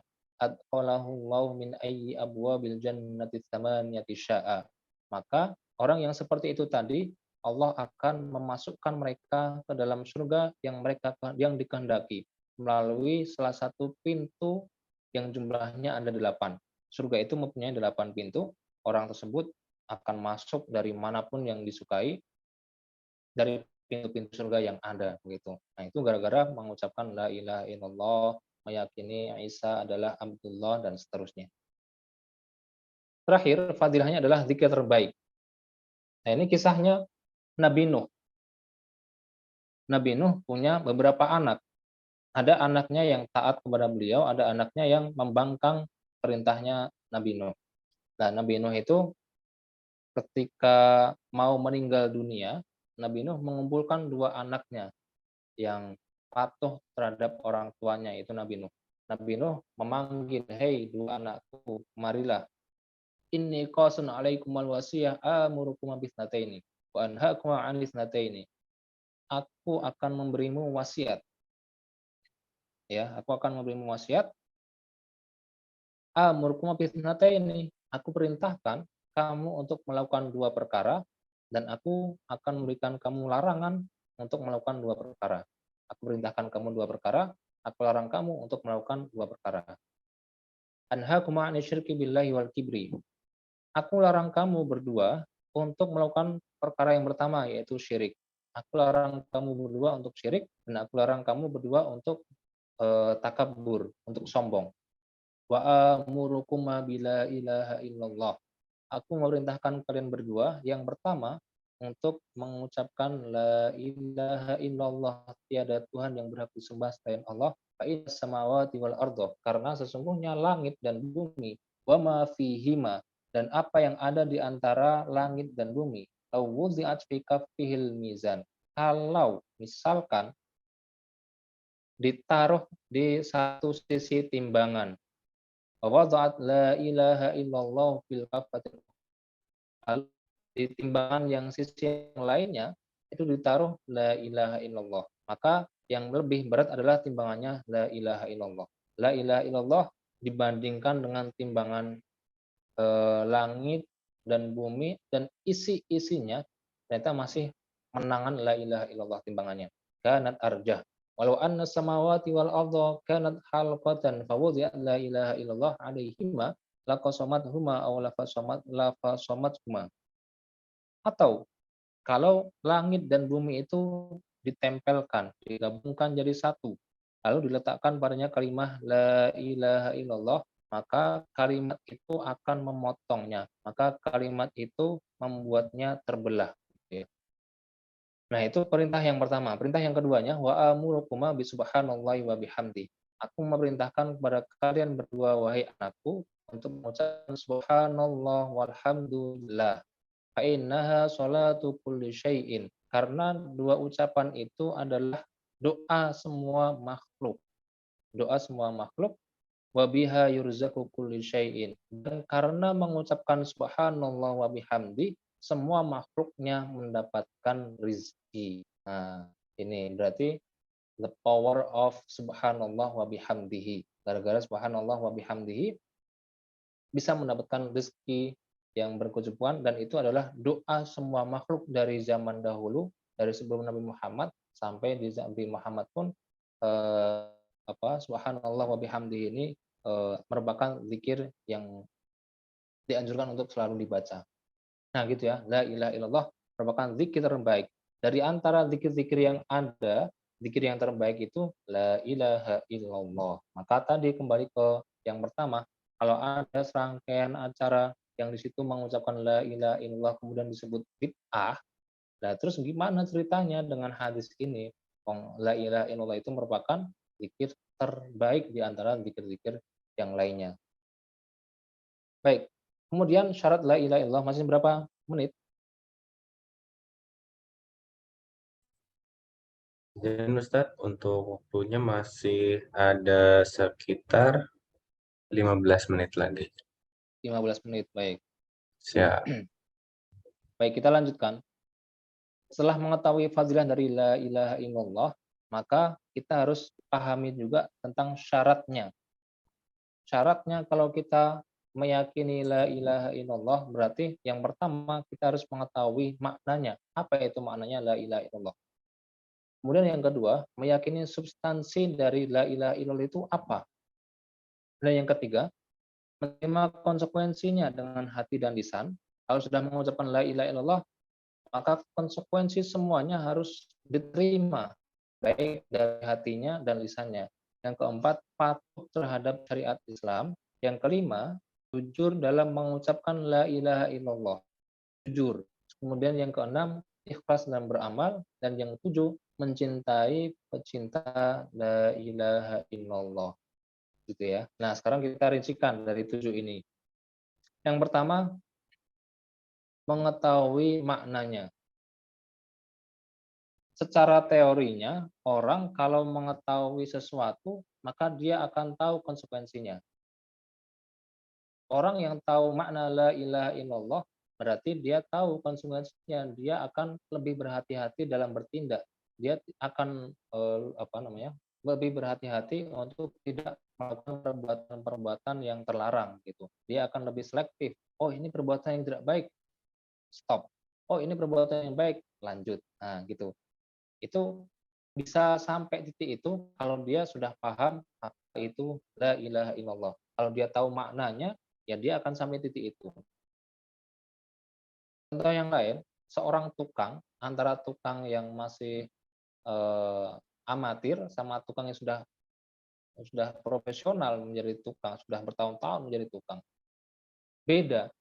Orang yang amatiran, tukang amatiran, dia naik bangun rumah 10 lantai. Rumah 10 lantai ada nggak? Nggak ada. Bangun rumah 3 lantai misalkan. Tukang amatir dia tidak akan berpikir panjang untuk melakukan sesuatu di lantai yang ketiga. Tapi tukang yang profesional dia akan lebih berhati-hati karena dia sudah tahu konsekuensi dari kerjaannya sebagai tukang. Kalau dia naik lantai 3 melakukan sesuatu, ya perhitungannya itu lebih banyak gitu. Jadi orang yang tahu karena tahu bahayanya, ya dia nggak merasa ada bahaya. Kalau tukang yang sudah profesional karena merasa ini adalah berbahaya, ya maka dia akan lebih berhati-hati begitu. Sama dengan mengetahui makna dari la ilaha illallah. Orang yang kalau sudah tahu maknanya la ilaha illallah, maka dia akan lebih takut pada Allah daripada orang yang nggak tahu maknanya. Makanya dalam ayatnya, innama yakhsyallaha min ibadihil ulama. Sesungguhnya yang takut kepada Allah di antara hamba-hambanya adalah ulama.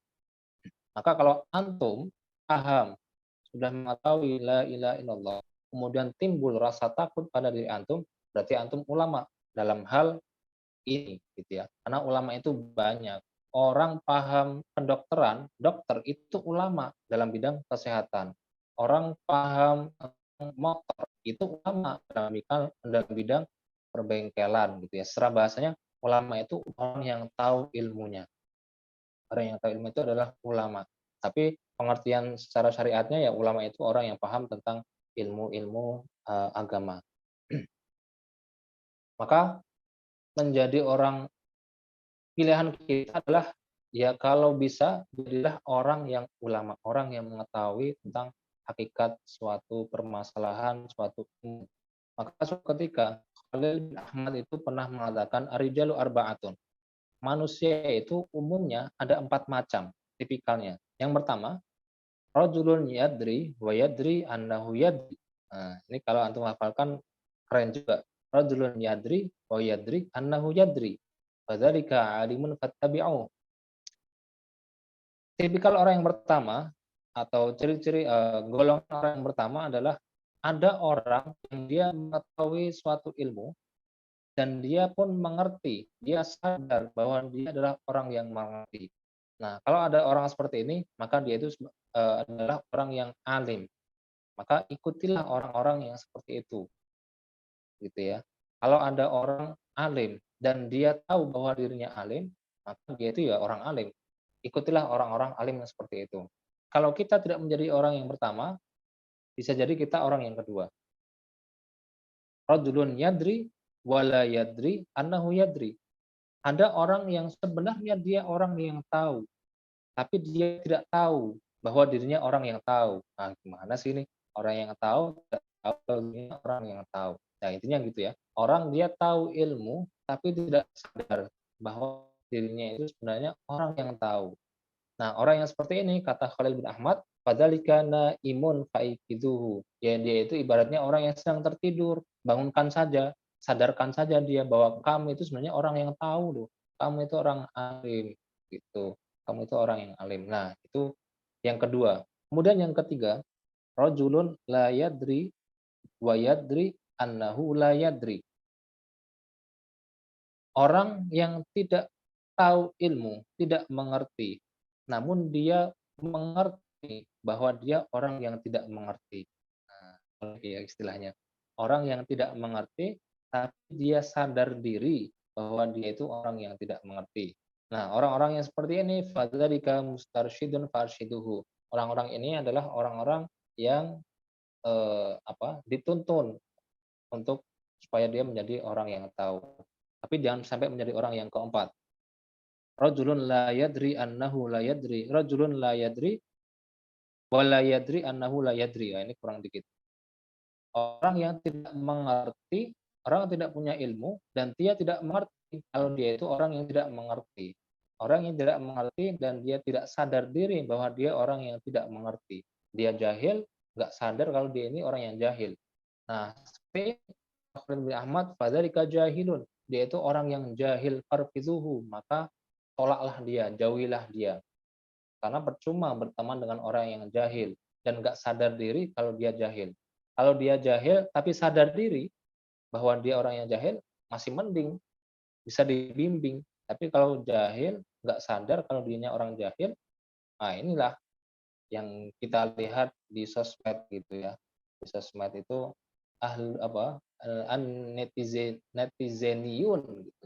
Para netizen itu semuanya menjadi ulama. Padahal mereka orang yang keempat ini, rajulun la yadri wa la yadri annahu la yadri.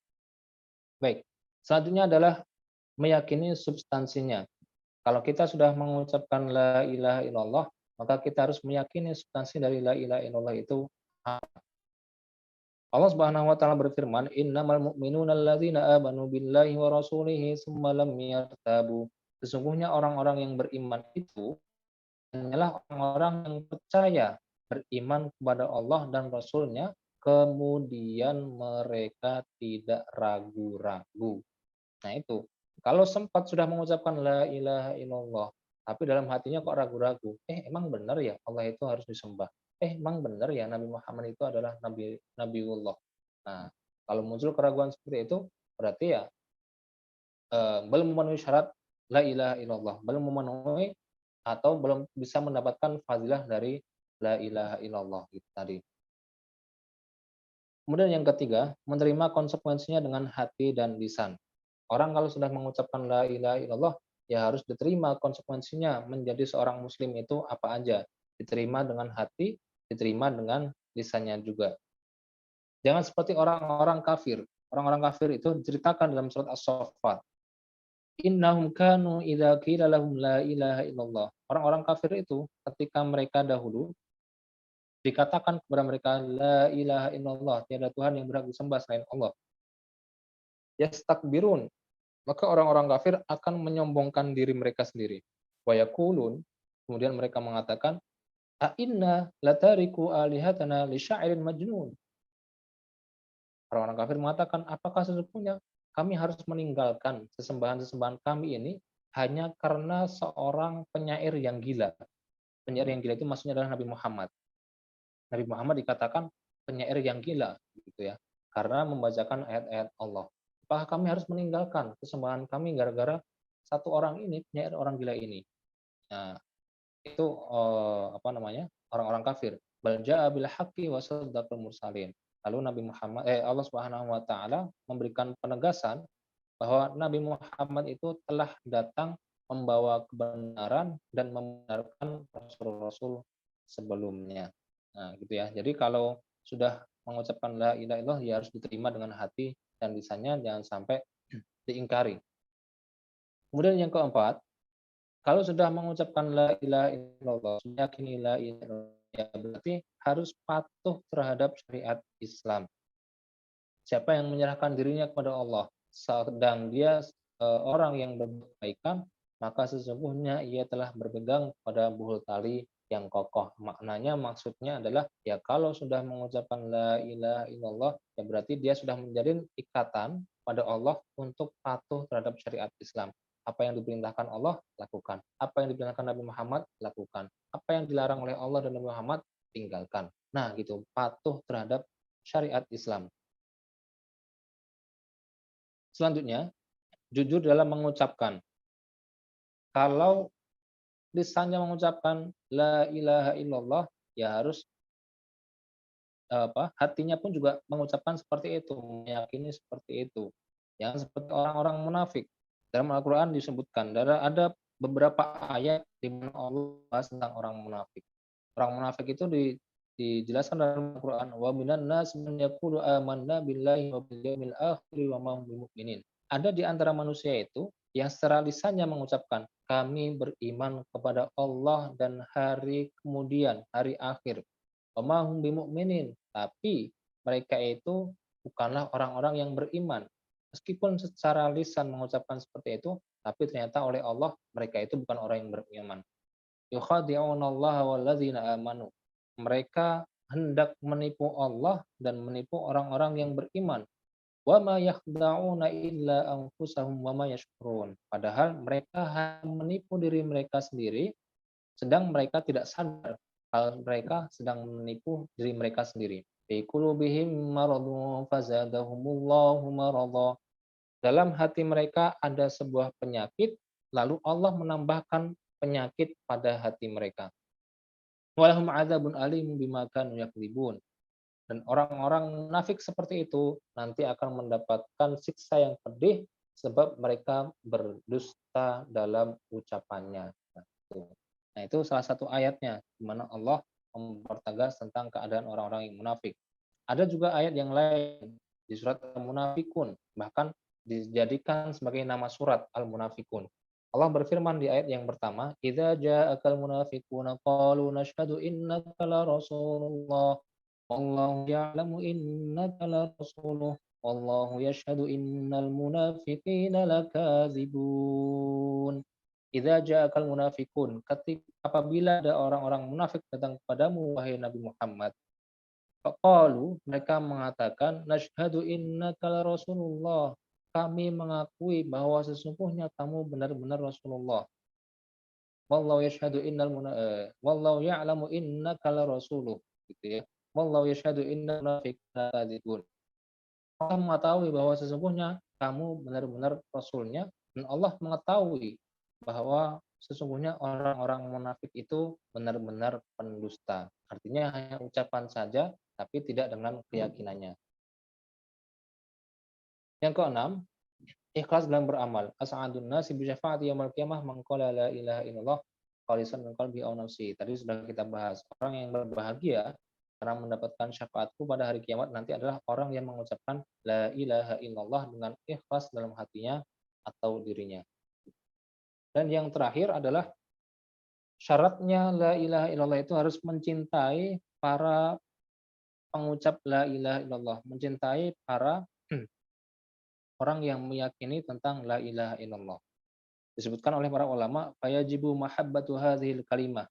Wajib untuk mencintai kalimat ini, yaitu kalimat la ilaha illallah.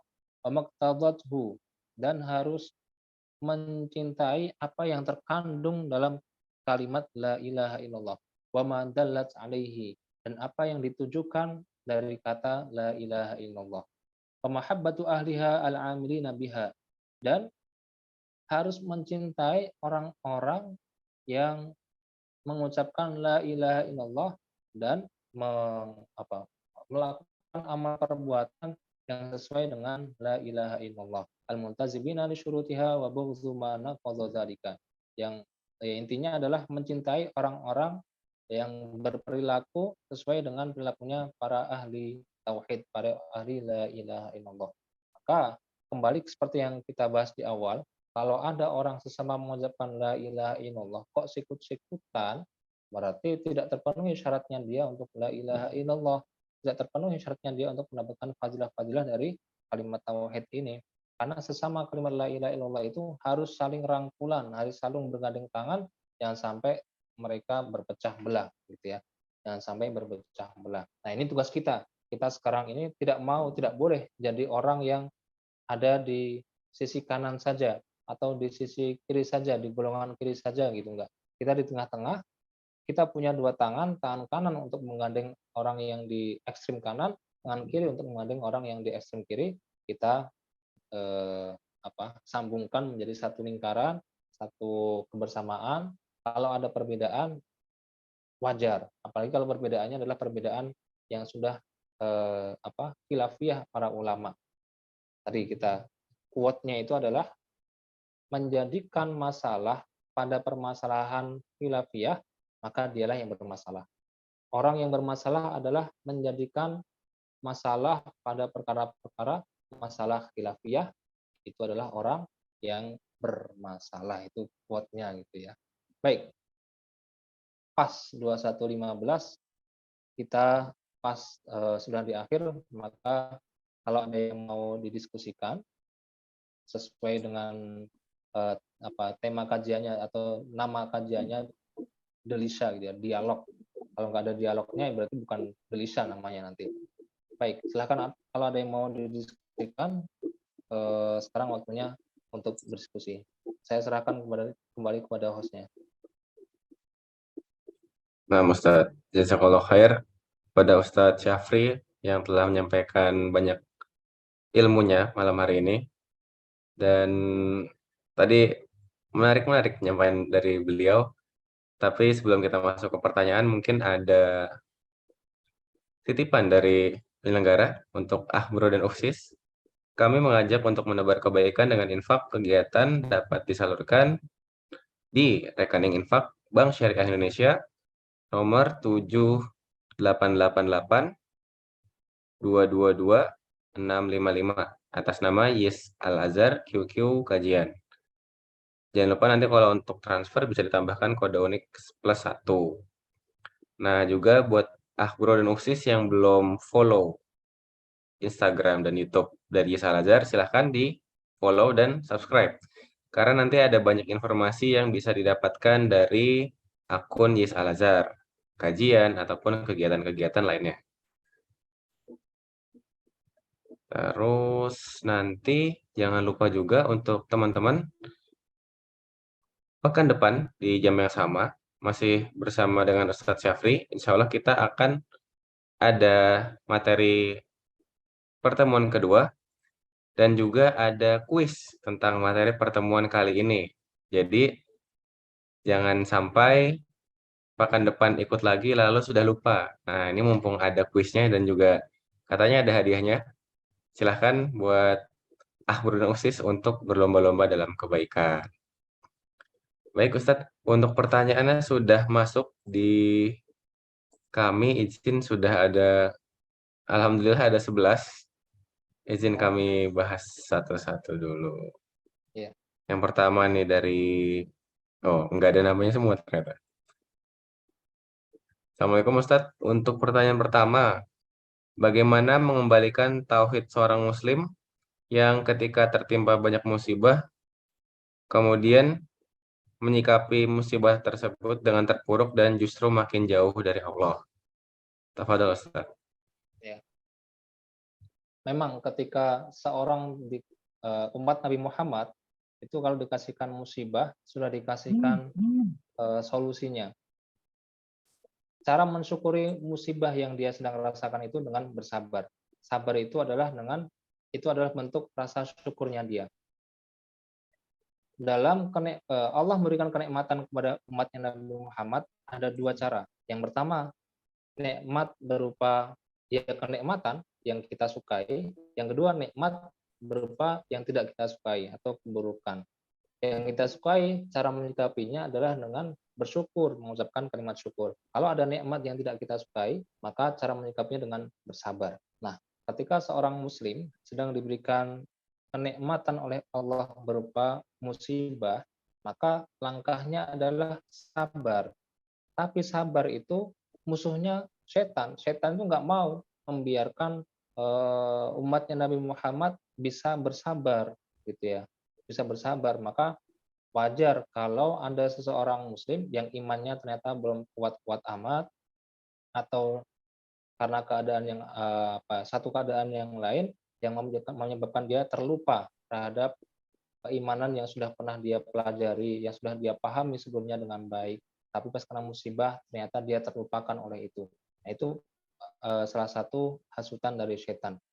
Kalau dia sempat kemudian terhasut oleh setan, kemudian menyalahkan Allah, ya Allah, kenapa sih saya yang harus diberi musibah, kenapa sih saya yang harus kehilangan harta dan lain sebagainya, itu mungkin datangnya dari setan. Kalau dia kemudian sadar diri ya sudah cukup bertaubat kepada Allah Subhanahu wa taala terhadap perbuatan yang pernah dia lakukan tersebut, karena pernah mengejek-ngejek Allah gitu ya, karena pernah menyalahkan Allah begitu.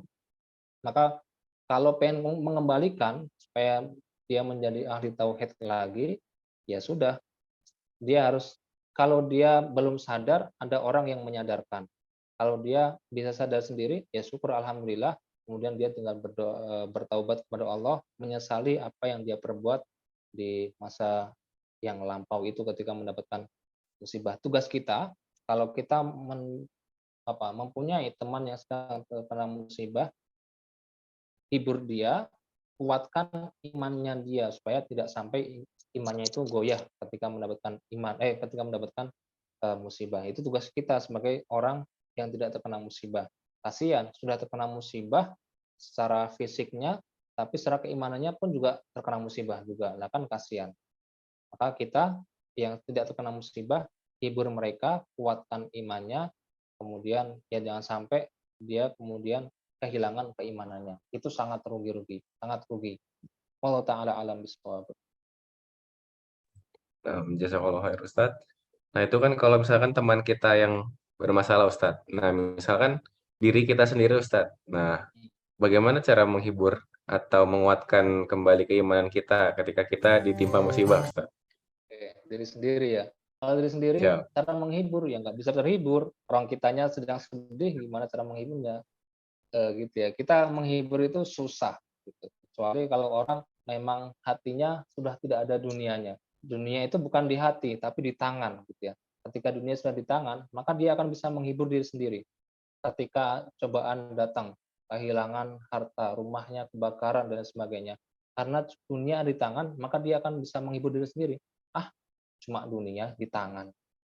Ada Allah di hati. Nah, itu kalau levelnya sudah tinggi keimanannya gitu. Menghiburnya dengan seperti itu. Terus langkah yang lain bisa dengan cara, kalau kita sedang terkena musibah, cara untuk menguatkan keimanan kita, ya udah tinggal temui orang-orang yang soleh, kita berkumpul dengan mereka meskipun dalam sedang keadaan tertimpa musibah, insya Allah dengan berkumpul dengan orang-orang soleh atau misalkan bermunajat kepada Allah, sholat dan lain sebagainya, itu salah satu cara untuk meningkatkan lagi keimanan kita kepada Allah Subhanahu wa taala. Wallahu a'lam bishawab. Pak Ustaz, jazakallahu khair. Lalu yang berikutnya masih ada lagi Ustaz. Untuk berikutnya Allah menurunkan surat Al-Ikhlas dan Al-Kafirun dan menegaskan tentang keesaan Allah Subhanahu wa taala. Bagaimana pengimplementasian dari kalimat tauhid dalam kedua surat tersebut, Ustaz? Jazakallahu khair. Implementasi dari surat Al-Ikhlas sama Al-Kafirun. Itu dua Iya, Ustaz. kasus yang berbeda. Kalau Al-Kafirun konteksnya menegakkan tauhid di hadapan orang-orang yang tidak bertauhid, kan gitu. Makanya disebutkan lakum dinukum waliyadin. Kalau kamu tidak mau tauhid, ya sudah sesuai dengan agamamu itu. Tapi aku sesuai dengan agamaku. Itu Al-Ikhlasnya. Al-Kafirunya. Jadi konteksnya ketika dikaitkan dengan orang-orang yang tidak mau menegakkan tauhid. Tidak boleh kita memaksa orang lain untuk, hei, kamu masuk Islam gitu. Memaksa nggak boleh, mengajak boleh, tapi tidak sampai pada titik memaksa. Nah itu al-kafirun. Kalau al-ikhlas itu lebih pada diri kita sendiri. Ya namanya Allah itu Tuhan satu-satunya yang berhak disembah. Buktikan bahwa Allah itu memang yang berhak disembah. Nah, jadi al-ikhlas lebih konteksnya tidak seperti di al-kafirun. Kalau al-kafirun lebih kepada mengajak orang kafir, tapi tidak boleh memaksa orang kafir karena dalam ayat terakhirnya lakum dinukum waliyadin, agamamu ya agamamu, agamaku ya agamaku. Ya sudah sampai situ aja. Tidak boleh sampai pemaksaan. Ya kurang lebihnya seperti itu. Wallahu a'lam bishawab. Nah, Ustaz. Lalu yang berikutnya Ustaz, ada lagi. Apakah jika orang yang sedang sakaratul maut benar-benar bisa mengucapkan la ilaha illallah secara ikhlas, bagaimana kita membekali diri kita ketika ada pada posisi tersebut. Ya. Mohon petunjuk Ustaz. Sakaratul maut, apakah benar ada orang yang bisa mengucapkan la ilaha illallah? Benar. Kalau dia memang orang yang benar ketika hidup. Kalau orang ketika hidup sama-sama masih sehatnya, dia nggak benar, ya susah untuk bisa mengucapkan la ilaha illallah. Meskipun ada kemungkinan dia bisa mengucapkan la ilaha illallah. Satu cerita real terjadi di Kalimantan. Itu. Di Kalimantan ada satu rentenir. Selama hidupnya dia rentenir tuh. Terus pernah suatu ketika orang yang mau diambil diambil itunya, ditagih hutangnya, sedang berada di dalam majelis ilmu. Ini cerita saya dapatkan dari Habib apa namanya Allah, salah seorang Habib lah. Beliau menceritakan seperti itu. Ada seorang rentenir mau menagih. Kemudian yang ditagih ini lagi berada di dalam majelis ilmu. Habib Tahir, Habib Tahir namanya. Ada di majelis ilmu, lalu rentenir ini karena tahu, wah dia lagi di majelis ilmu, maka rentenir menghormati. Akhirnya rentenir ini duduk di belakang majelis ilmu sambil mendengarkan apa yang disampaikan oleh syekhnya, sambil dia itu melihat orang yang mau ditagih hutangnya. Satu sisi telinganya mendengarkan kajian ilmu, telinganya, matanya melihat kepada, dia masih di sini nih, nggak boleh kabur nih. Kalau kabur nanti hutangnya nggak selesai-selesai gitu ya. Matanya bermaksiat, tapi telinganya beribadah, mendengarkan ilmu. Nah, terus suatu ketika syekhnya itu melihat itu di belakang kok ada orang baru, penampilan orang yang yang garang, ya rentenir lah, layaknya orang rentenir. Penampilannya itu penampilan kayak rentenir, orang yang nggak baik, tapi dia duduk di majelis itu. Akhirnya syekh dari belakang mendoakan, mudah-mudahan dia mendapatkan rahmat Allah, mudah-mudahan dosa-dosanya diampuni, mudah-mudahan dia mendapatkan hidayah dan lain sebagainya. Doa dari syekh tersebut. Dah, terus pulang, selesai kajian, akhirnya rentenir menjalankan tugasnya sebagai rentenir, mengambil uangnya. Mana uang tagihannya, utangnya di sini, udah diambil. Kisah singkatnya, waktu si rentenir ini meninggal sakaratul maut, kemudian ada orang yang melihat kejadian sakaratul mautnya. Kemudian orang yang melihat ini membimbing, karena dia seorang muslim, dia bimbing. Ya, sebagai adabnya ketika sakaratul maut, maka bimbinglah untuk mengucapkan lakinu mautakum la ilaha illallah. Bimbinglah dia untuk mengucapkan la ilaha illallah, dan subhanallah, masya Allah, rentenir itu bisa mengucapkan la ilaha illallah. Maka lalu diceritakan kepada syekhnya menangis. Setelah menangis, dia sampaikan, dulu saya memang pernah melihat orang tersebut di akhir majelis, tapi saya nggak tahu kalau dia rentenir. Saya doakan gini, dan akhirnya di akhir hayatnya bisa mengucapkan la ilaha illallah. Artinya adalah orang yang kalau selama hidupnya itu kok berbuat buruk, perbuatannya tidak baik, masih ada kemungkinan dia bisa mengucapkan la ilaha illallah. Gitu ya. Masih bisa kemungkinan la ilaha illallah. Maka la ilaha illallah masih sangat mungkin untuk bisa diucapkan, dibimbing dengan orang lain. Kalau sudah mengucapkan la ilaha illallah, selesai. Jangan sampai dibimbing ulang dalam adabnya itu ya. Kalau kita mempelajari adab-adab seorang muslim yang melihat orang lain sedang sakaratul maut, salah satunya adalah membimbing. Kalau sudah bisa mengucapkan kalimat tauhid, selesai, nggak perlu diulangi lagi. Nanti kalau orang yang sekarat ini membuka mulutnya, maka pertanda dia itu sedang kehausan. Kalau kehausan, maka orang yang di sekitarnya kasih air sedikit supaya tidak kehausan. Kalau di sekelilingnya tidak mau ngasih air, nanti setan yang akan ngasih air dia.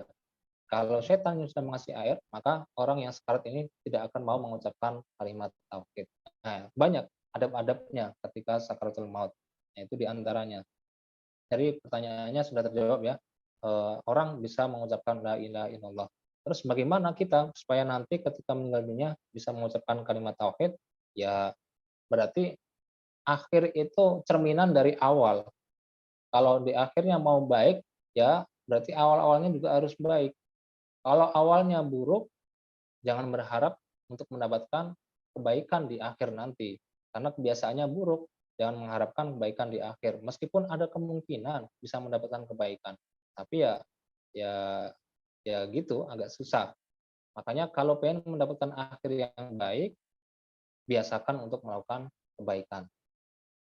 Wallahu a'lam bishawab. Itu cara kita supaya nanti bisa mati dalam keadaan husnul khatimah, bisa mengucapkan kalimat tauhid. Wallahu a'lam bishawab. Nah, Ustadz. Lalu yang berikutnya ada lagi Ustadz. Mana tadi? Nah, ini Ustadz. Ini ada nyerempet-nyerempet sama Piala Dunia Ustadz. Tadi di poin kedua Fadilah kalimat tauhid Ustadz izin. Ya. Ada cabang tertinggi keimanan dan kalau nggak salah itu ada bahasan tentang menyingkirkan duri izin. Nah, di sini apakah supporter Jepang yang membersihkan stadion setelah pertandingan menunjukkan ciri apa tadi Mas? Kok hilang? Ciri keimanan seperti yang dibahas Ustadz di poin kedua tadi, izin Ustadz. Oke. Tentunya keimanan ini itu kan keimanan secara aplikasi, secara perbuatan. Nah, banyak orang yang menyingkirkan duri dari jalanan, dari tempat umum gitu banyak. Tapi kan secara lisannya nggak semua orang mengucapkan la ilaha illallah gitu ya. Maka ya nggak bisa dikatakan ini salah satu tanda keimanan. Dia beriman maksudnya gitu. Gara-gara menyingkirkan duri, dia beriman. Padahal dia tidak meyakini Allah itu Tuhannya. Nabi Muhammad itu nabinya. Nah, kalau nggak meyakini, ya sudah, itu hanyalah perbuatan baik dia di dunia, di akhirat tidak tercatat. Maka untungnya dari umat Nabi Muhammad yang mengucapkan la ilaha illallah Muhammad Rasulullah, itu amal perbuatan yang dia lakukan, amal perbuatan baik yang dia lakukan di dunia akan dicatat kebaikan di akhirat. Amal perbuatan yang buruk dicatat sebagai keburukan dan bisa dihapuskan. Tapi kalau orang yang tidak mau mengucapkan la ilaha illallah, maka amal perbuatan baik di dunia ya sudah berhenti di dunia saja. Di akhirat tidak akan bermanfaat karena dia tidak akan pernah memasuki surganya Allah Subhanahu wa taala. Apalagi dia melakukan keburukan. Malah melakukan kebaikan aja nggak dicatat sebagai kebaikan, apalagi melakukan keburukan. Beda kalau misalkan ada seorang umurnya dikasih umur 50 tahun. Selama 49 tahun dia itu nggak pernah belum masuk Islam. Ya, dia nggak Islam. Tapi perbuatannya baik-baik. Dia menyantuni anak yatim, dia membangun jalan, dia memperbaiki jalan dan melakukan cabang-cabang keimanan yang lainnya. Oke, 49 masuk ke 50, dia kemudian mu'alaf, masuk Islam. Maka disebutkan oleh para ulama, semua amal perbaikannya yang dilakukan ketika dia masih kafir, ketika dia masih non-muslim, itu dirapel. Seakan-akan dia hidup cuma 1 tahun, tapi amal perbuatan yang dia lakukan sebelum dia masuk Islam, itu dicatat sebagai kebaikan di akhirat nanti. Jadi dia sudah dosanya diampuni semuanya. Kan orang kalau masuk Islam itu seperti bayi yang baru lahir, nggak punya dosa sama sekali. Nah, dosa-dosanya sudah diampuni semuanya. Terus kebaikan-kebaikan yang dilakukan ketika di dunia masih dalam keadaan kafir itu dirangkum, dirapel ketika dia masuk Islam menjadi ladang pahalanya. Nah, itu dijelaskan oleh para ulama. Maka luar biasa orang yang mau masuk Islam. Sebelumnya dia nggak Islam, kok masuk Islam, tabungan pahalanya melebihi orang yang Islamnya sejak lahir. Bisa jadi seperti itu. Wallahu a'lam bishawab. Nah, Ustaz. Ini Ustaz ada lagi. Ini terkait berdoa ya, Jin. Tadi mana ya?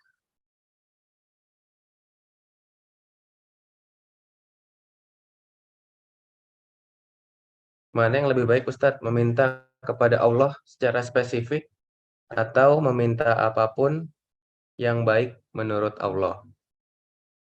Oh.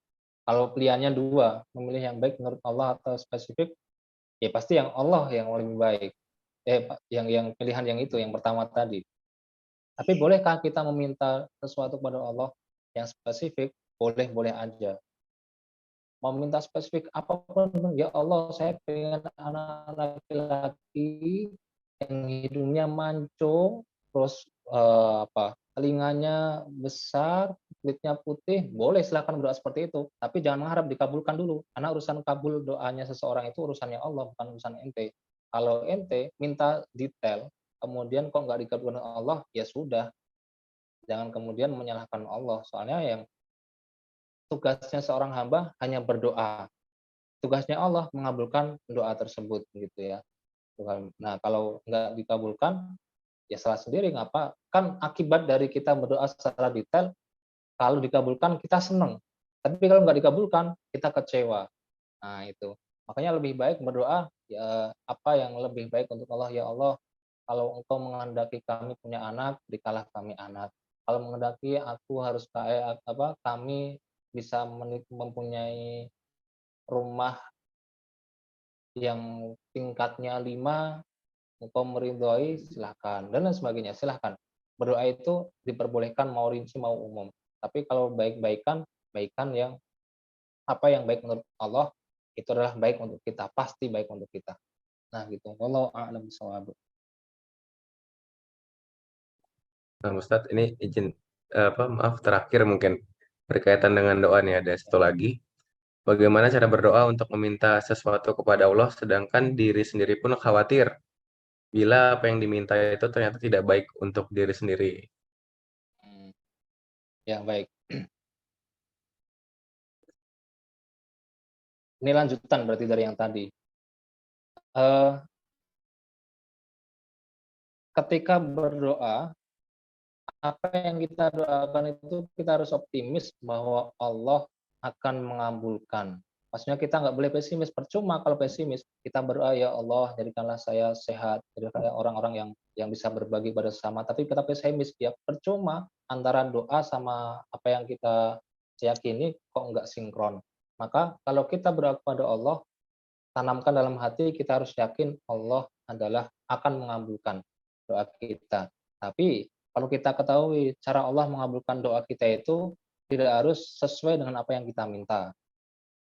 Bisa saja kita berdoa, ya Allah saya pengen mobil. Allah kemudian mengabulkan doa kita, Allah memberikan rezeki kita berupa mobil yang kita inginkan. Bisa jadi.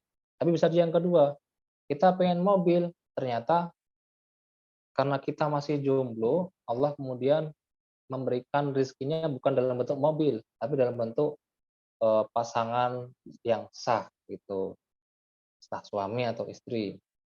Kita doanya pengen mobil, tapi menurut Allah ini kamu itu bukan mobil kebutuhanmu, tapi adalah istri, adalah suami begitu. Maka Allah memberikan jodoh.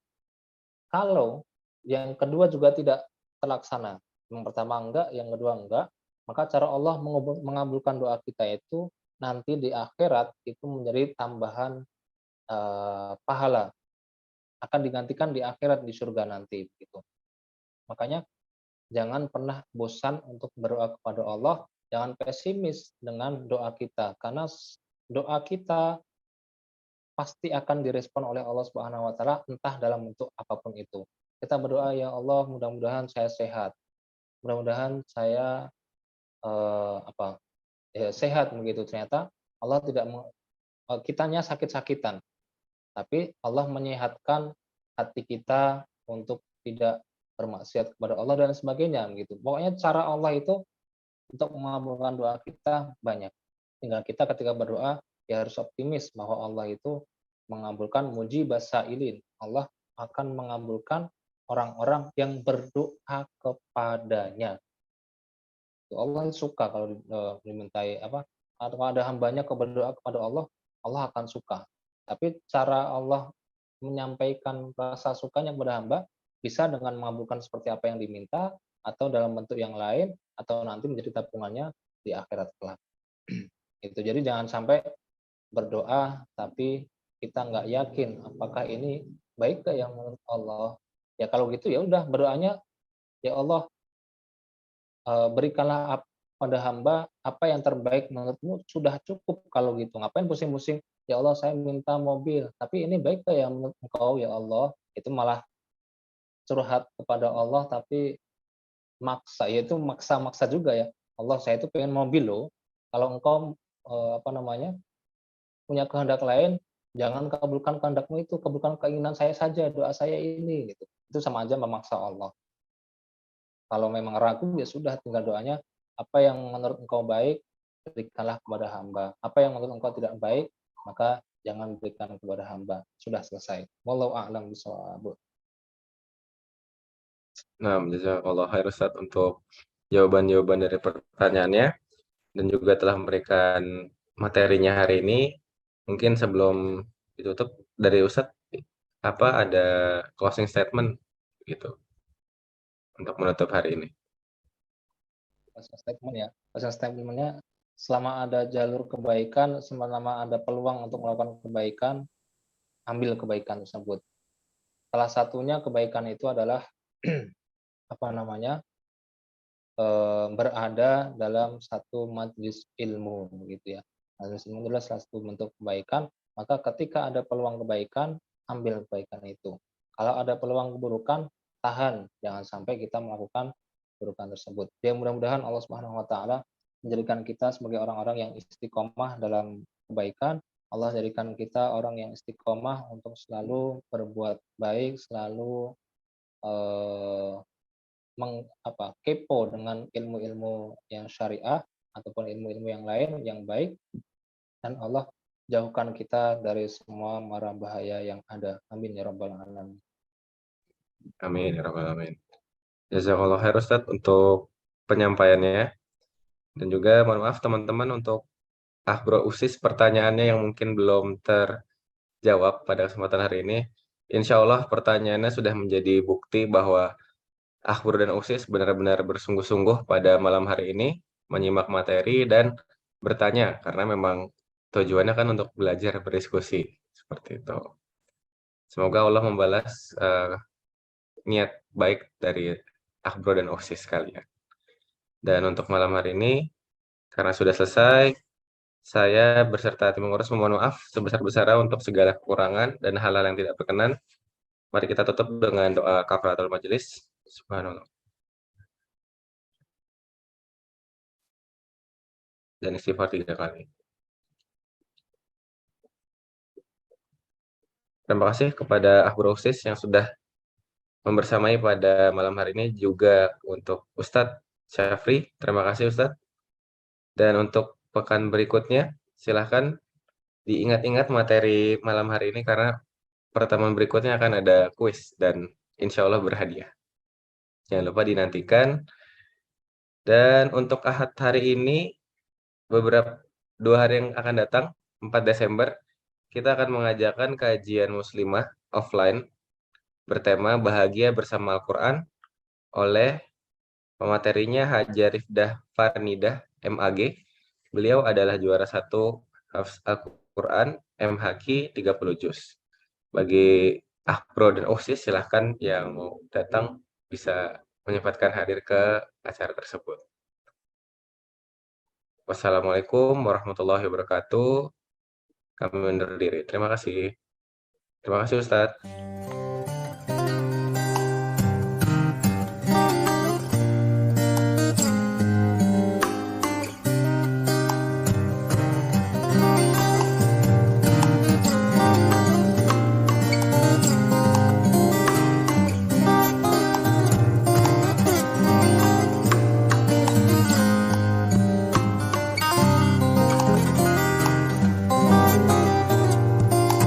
Recording